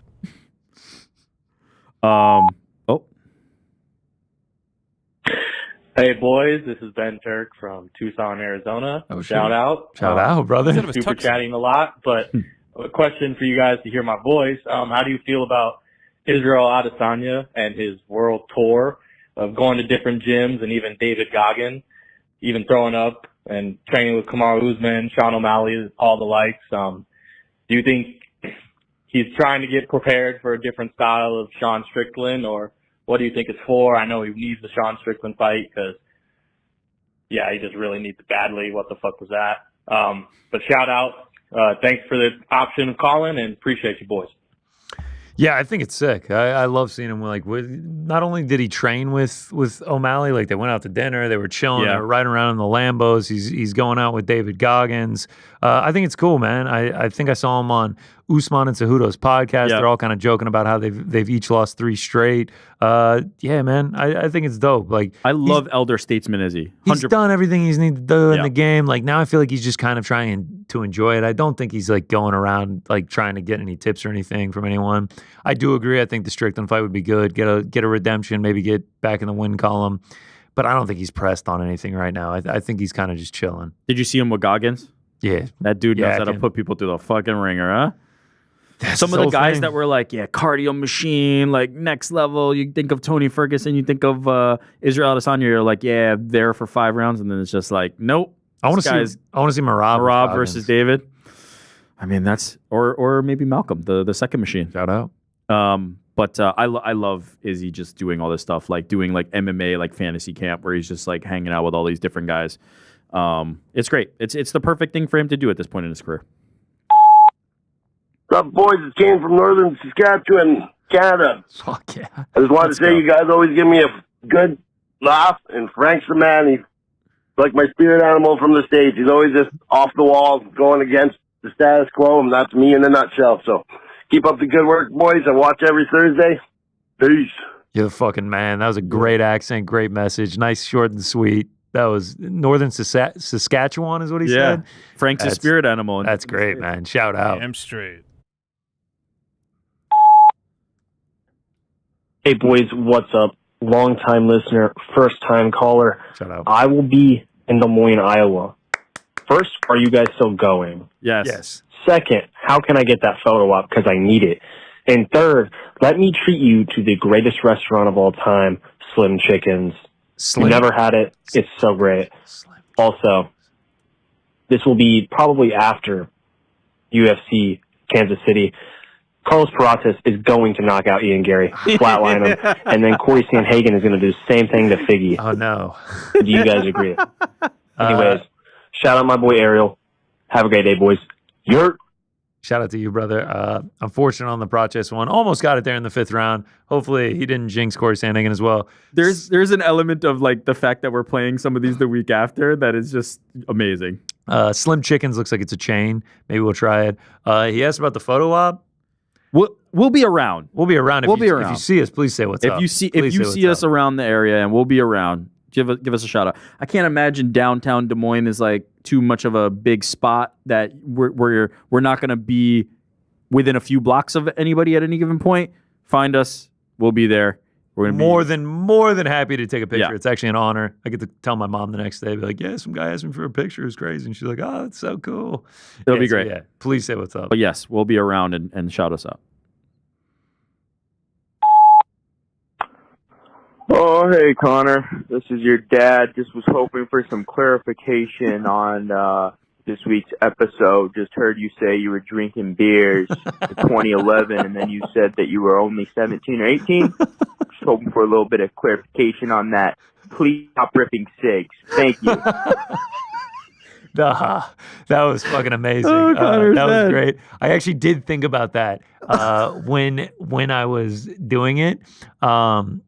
When I was saying it on the air, there was definitely there was a time where I was not truthful with my parents about what I was up to, doing illicit activities, drinking and whatnot. And my parents definitely remind me of that often because they did catch me in a few of those lies. Where are we at in terms of honest of all the things from the past now? Are we mostly there? Like everything's kind of been... We're pretty much there. Pretty much everything is on the table. Yeah, I mean, there's just some things that just like don't need to be told. Like, it's not like I'm avoiding telling them. They just don't need to be volunteer told. it. Yeah. There was one time where my dad, where like me and my boys, my dad had like a wine fridge, like a wine cellar, I guess. Yeah. And like we are teenagers, and so like we took a couple of his bottles of wine. He was like, "Hey, there's some wine missing." Got the receipt. What's going on? I was just like, I don't know. Did you bring him in the house? Did you make sure they got home? He's like, he's like, I know they got home. Where they at? And I was just like, I don't know. And he's just like, all right, well, I guess this wasn't you this time, but if they go missing again, you're grounded for a month. Oh, that's a good dad right there. Yeah, it was because like he knew you were fucking lying. He smelled that shit. He knew. What? Are you kidding me? Yeah. Wait, yeah. were no other brothers, like anybody in the house at the time? By the time I got to high school, all my brothers had left for college. Okay, I was so the youngest. You were the one. So entering freshman year, my other brothers were gone. My other brothers were suspect. also less volatile compared to me. They were not quite as big of troublemakers. What's up, GC? What's up, Rick? What up, Frank? What's up, bro? I'm calling from Miami, Florida. Shout out. 305. Should have practiced what I was going to say a little better.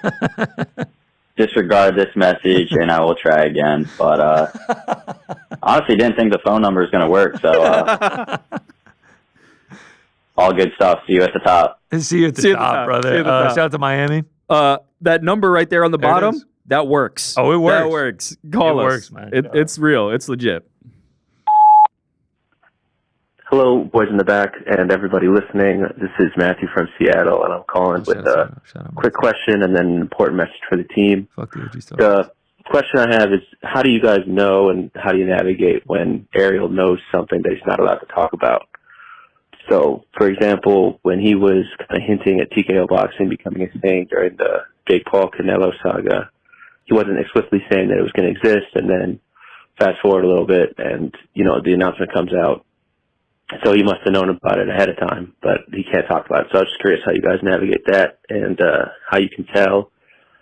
And then the message I have is that Lord of the Rings fucking rules. Yes, so God, New York Rick and all that Jordan, you guys can kick rock. Hi, man. Peace out.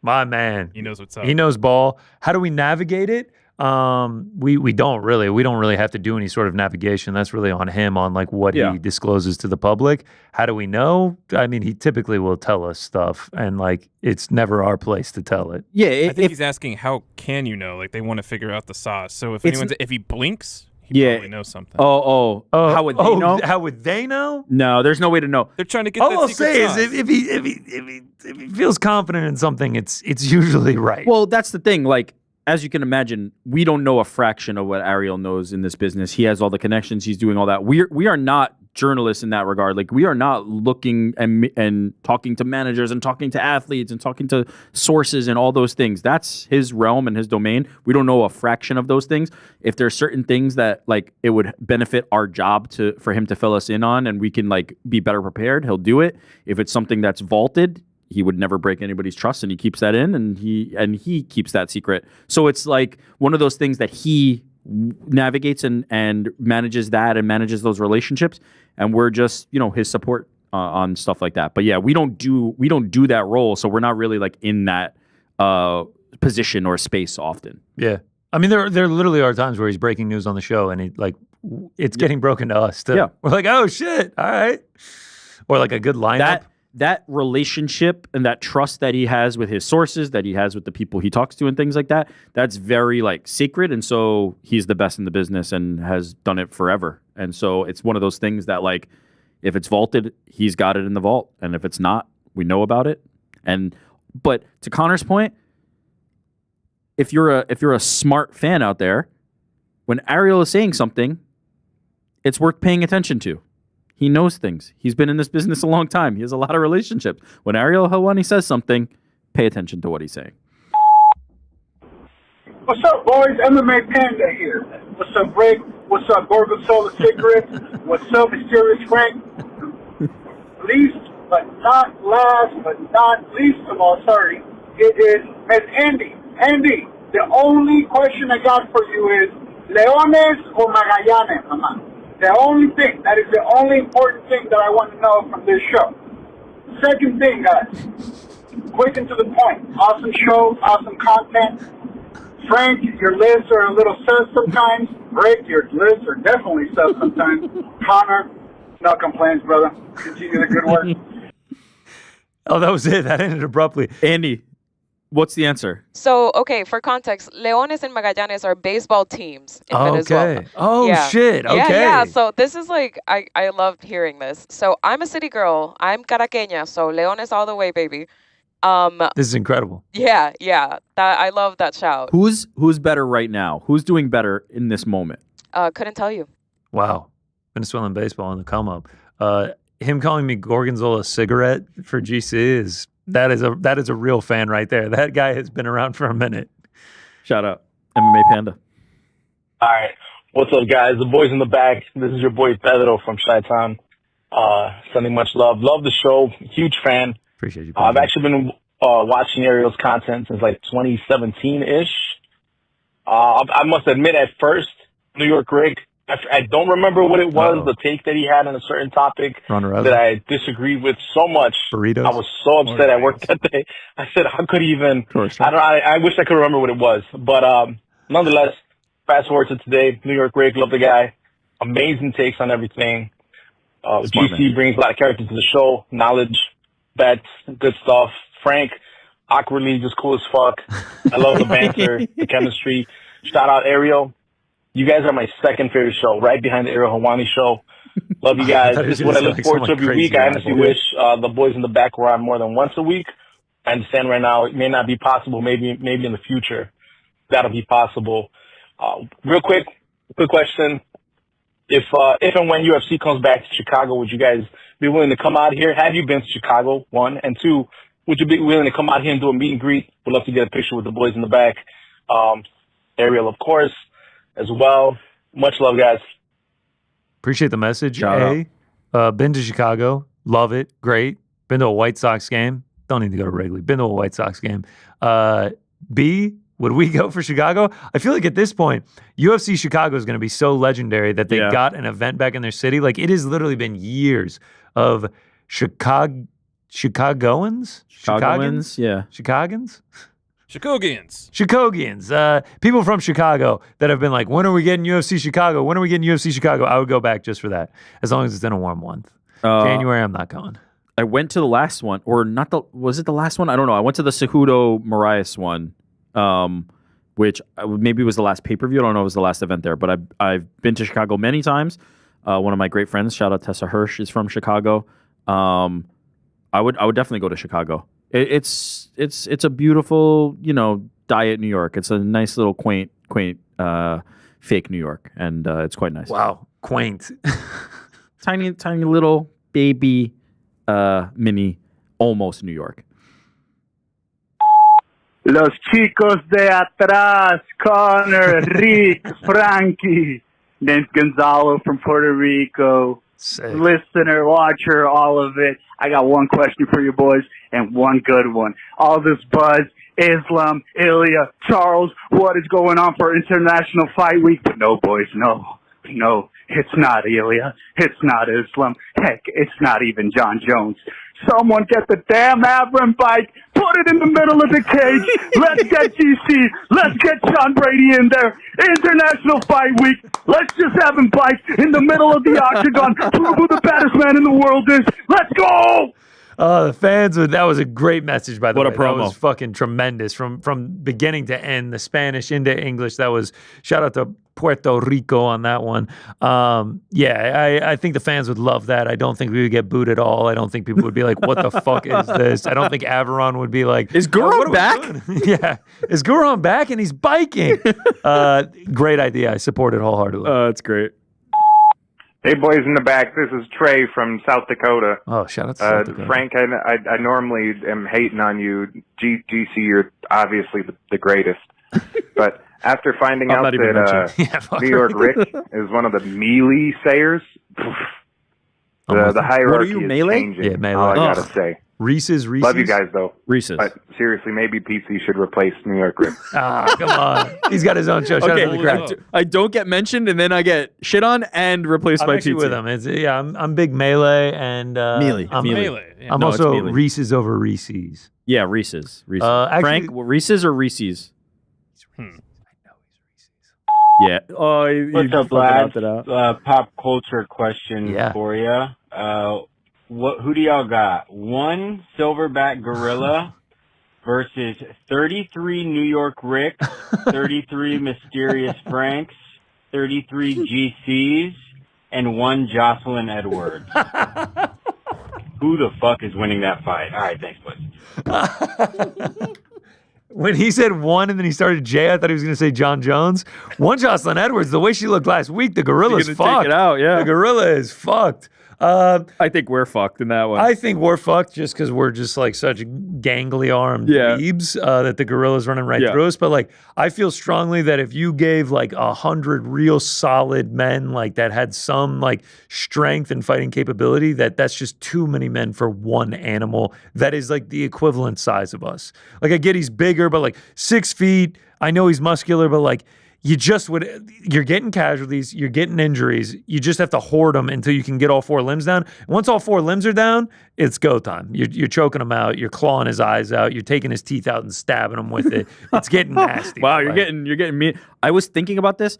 I also am with you. I believe the 100 men win, and I believe the overwhelming volume of how much pressure they can put on the gorillas will win. But I was thinking, you're going to have to really prep, and those men are going to have to be trained to be like animalistic. Like they're going to have to fight like a gorilla. That's the thing. 33 New York Ricks, 33 GCs, 33 Mysterious Franks, and 1 Jocelyn Edwards. Jocelyn Edwards has the most brass balls out of any of us. Yeah. She's the one making the walks to the octagon. Frank's going to be like, hey guys, he's not showing those 33. I was going to say, I'm not going to be able to make it to the gorilla fight today. So like, it's just going to be the 67 of y'all. And then like, we start running at the gorilla and I see one of me ripped up. I'm like, maybe we shouldn't do this, guys. Like, what are we trying to prove here? I'll tell you what, if that gorilla got on a fucking bike, you're going to kick his ass. I'll tell you that. Let's get the fucking gorilla on a bike, the stupid animal with it. He wouldn't even know how to pedal. I'll smoke his ass. What's up, boys? The crack super fan, Sean Plant, calling in from Austin, Texas. Shout out to the crack. Would y'all ever do a collab episode where like it's the boys in the back, but then y'all get fucking like PC and Chuck in studio if there's ever like a card in New York or something where everyone's in town for it? That would fucking do absolute numbers. Like, holy fuck. All right, thanks, boys. Bye. A little crossover episode. We do the boys in the back green. We throw a Clover on there. It's like back in the day when you got like Jimmy Neutron and Fairly Odd Parents crossing over. I was going to go like Saved by the Bell and Fresh Prince or whatever the fuck from that era. Showing your age, yeah. But yeah, crossover universe episode, I'm down for that. Okay, I think that could be fun, but what if we just hosted each other's shows?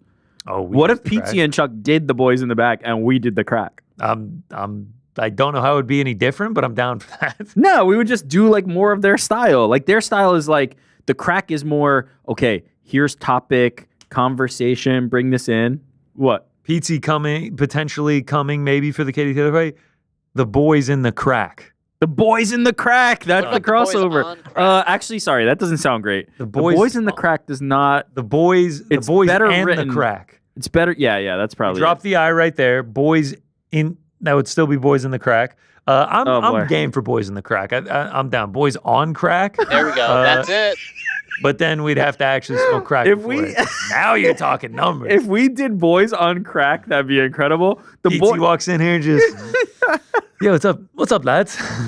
I can't get behind the boys in the crack. I'm sorry. You can do crack your back. No, I'm saying boys in the crack, but it's obviously spelled CRAC. Cracked back would be them hosting ours. Boys on crack would be us hosting theirs. The biggest absolute no-brainer is the boys in the Baku, and we do a show from Azerbaijan. But yeah, I'm so down for a crossover. That'd be so fun. Should we, ahead of this, Ovin, this is your advance warning, should the thumb for the Baku event be, we make the logo, the boys in the Baku? I'm actually thinking about making this logo right here, the boys in the Baku. Yeah. And like everything is, Azerbaijani. I can't wait for that card. It's going to be great. Hi there, boys. This is Connie Boysen, mayor of Des Moines, Iowa. I just wanted to formally invite you boys down and to see if GC would like to receive the key to the city from me. Also, Mysterious Frank, if you could have my husband back on Xbox, he would really appreciate that. All right, boys. Thank you. Connie Boysen is actually the name of the mayor of Des Moines. You need to add her husband back, dude, or I'm not going to get to the key to the city.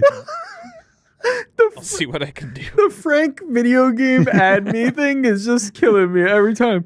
Frank, have you added any like new people? I do not have an Xbox. That's even better. Oh, I'm sweating. Boys in the back. You know who it is, Double D. Yes. Had a funny reaction to the show last week. You know, somebody who's got my name ahead of me on Twitter likes to pretend that he's me. Gave a big shout out to what he called an impression. It's funny stuff, you know, and we appreciate the positive headlines. Anyway, wanted to circle back to what's going on in the PFL. Of course, this will be airing Thursday. Tune in, 7:30 Eastern. Phil Davis versus Rob Wilkinson, main event. And as far as what's to come, you know, Eddie Hall's talking about how scared he is of Francis Ngannou. And we just want to say we understand, you know, Francis is the baddest man on the planet.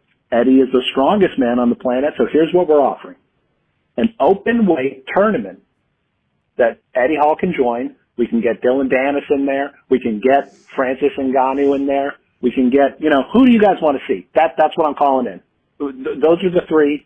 Who else would you like to see in PFL's first open weight world tournament? Shout out to Donnie D. Shout again. out Don Davis. We always appreciate the support, President. President Don, or Chairman Don. Shout out Don Davis, man. Even the plug for the light heavyweight card today. Nailed it. Nailed it. Phil Davis, Rob Wilkinson. Who do I want to see? I don't know. Actually, Don Davis. At this point, we're gonna get a call from Don Davis, and we're not gonna know that it's not Don. That it's not the impersonator. I don't know. Throw Dakota in there. Dakota versus Francis. Yeah, Dakota Francis and Eddie Hall, Dylan Dennis in the first round. Dakota versus Eddie Hall could be incredible. Shout out open weight. Open weight tournaments were the thing that I wish I had back and wish I never saw again simultaneously. Because they're crazy, but at the same time, it's like such a spectacle. Eddie Hall is making spectacles fun again, which I can appreciate. Hey, Eric, my cinema man. What'd you think of Sinners? You catch it? You see it yet? Yes, I've seen Sinners. I also saw it. Didn't know it was a vampire movie. That's my favorite part. I thought it was good. Very entertaining. Michael B. Jordan kills it. He makes you believe that he's actually two different people. Yeah, he was Haley very Steinfeld, shout out. Kugler and Michael B. Jordan together is like an unmissable combo at the moment. Really liked it. Thought the performances were fantastic. Liked the story. Great visuals. Gonna stick with me. What did I say? B plus? No. What did I say? You said like 8.5 out of 10. I think I said like 7.4. 8.5 out of 10. Frank, did you see it? No, I was planning on seeing it. Not yet. All right. After watching this episode, was it Wednesday, the 30th of April? Rampage was talking about streaming. I was thinking, what if you guys stream Fight Feast? Live stream Fight Feast? Oh, live stream Fight Feast? That'd be tough. Actually, no, it wouldn't. We'd just sit there and eat. Easier. They would just, It's tough. It would be way easier. The editor on that, it can be a bitch. But, yeah, I mean, that would be fun. 1 week, maybe like International Fight Week. I don't know. Should we? Maybe there is something we can do live stream though. Maybe there is a way. I don't think it's walking through college bars and getting into fights with people, but maybe there's a way we can do something live stream beyond like just sitting in the studio YouTube thing. But we'll think about it. Is that it? Super chats. So we got Corbin. What's the opinions on throwing a slap in MMA? Is it funny, disrespectful, a good goading tactic, a sign of dominance? Does it do significant damage? I think everything but the last one. Yeah, I think it's funny. It's funny. You're goading your opponent. If you're dominating them and then you slap them, yeah, I'm fine with it. Yeah, the Diaz brothers made that Stockton slap famous. Cody, what's up, boys? Big fan of the show from Des Moines. Hope to see y'all there. Are y'all doing a meet and greet? I recommend stopping by Bebop's to eat during the Fight Feast. It's our favorite spot to grab a burger. All right, Bebop's. Let's go. Bebop's might be the one. The slim chickens that he offered up earlier was not. I think he was saying great. maybe some chickens like not related to Des Moines. Like he'll just take us there. Oh, okay. Bebop's also a chain, but maybe we'll just have to grab a burger and a shake there and see what's good. It's just about getting that Des Moines experience, and their headquarters are in Des Moines. Will we do a meet and greet? We'll just be around. We'll be around. See us come meet and greet. We're always down to say what's good. when you see the line forming around the block and we've got 100 deep, like know that that's not us. No, that is us. Old man Dave. Hey, boys, do you mind if the fans of the show bother you for a picture opportunity on Saturday night? You are not bothering us. Opposite. We appreciate the fuck out of y'all even watching this and letting us get the chance to do this. So we owe you that if you even want one with us. So, yes, please come say what's up. El Torito, boys in the back. Can you confirm or deny, once and for all, are you guys going to do a live show from Vegas on International Fight Week? ? Cannot confirm live show. Also cannot confirm we're going to be there, but it's looking very, very good that we are going to be there. There's a very high chance. I'm very much looking forward to it. Yeah, we're trying to figure things out now. But it is trending in the very positive direction that we will be in Vegas for International Fight Week. And lastly, Andre says, voicemails is my favorite segment, starting to look forward to it each week. Us too. You're telling us me. Us too, Andres. We appreciate the super chat and we appreciate the voicemails. It's kind of just like 45 minutes of us just getting to bullshit. And some of these are hilarious. Yeah, you guys are killing it. One more time, that number is 415-SUP, BITB. Give us a call, super chat, whatever. We love talking to you guys. So yes, if you see us on Saturday, let us know. That it? That was it, but I want to say, shout out counter 57. Shout out God damn, that's a lot. That is a lot. Shout out to the shout out counter. That's a lot. Bougie Alpaca just added in at the last minute for $4.99. He said that Don unironically promotes PFL better than the real Don. That is. Man, that is the real Don. That Don does promote PFL. Well. Q-Dog asked if I'll go to UFC X if we're out there. Yes, that's been my dream for years to go to UFC X. I don't even know what it is, but I will be in attendance. All right, super chats answered, voicemails answered. Bets, Des Moines, Malcolm Wellmaker. What a guy he is. That is the boy right there. Hopefully we will get to support him on UFC Atlanta in about a month and a half's time. That's going to be incredible. We got to go catch a flight. We got to get out to the Midwest. We got to get to Des Moines, the Quad Cities, the cornfields, the home of Tony Hawk's Boom Boom Hawk Jam. Saturday, we will be there. Watch The Crack tomorrow. Watch the Helwani show on Monday where we'll recap it all. Peace. See you guys later.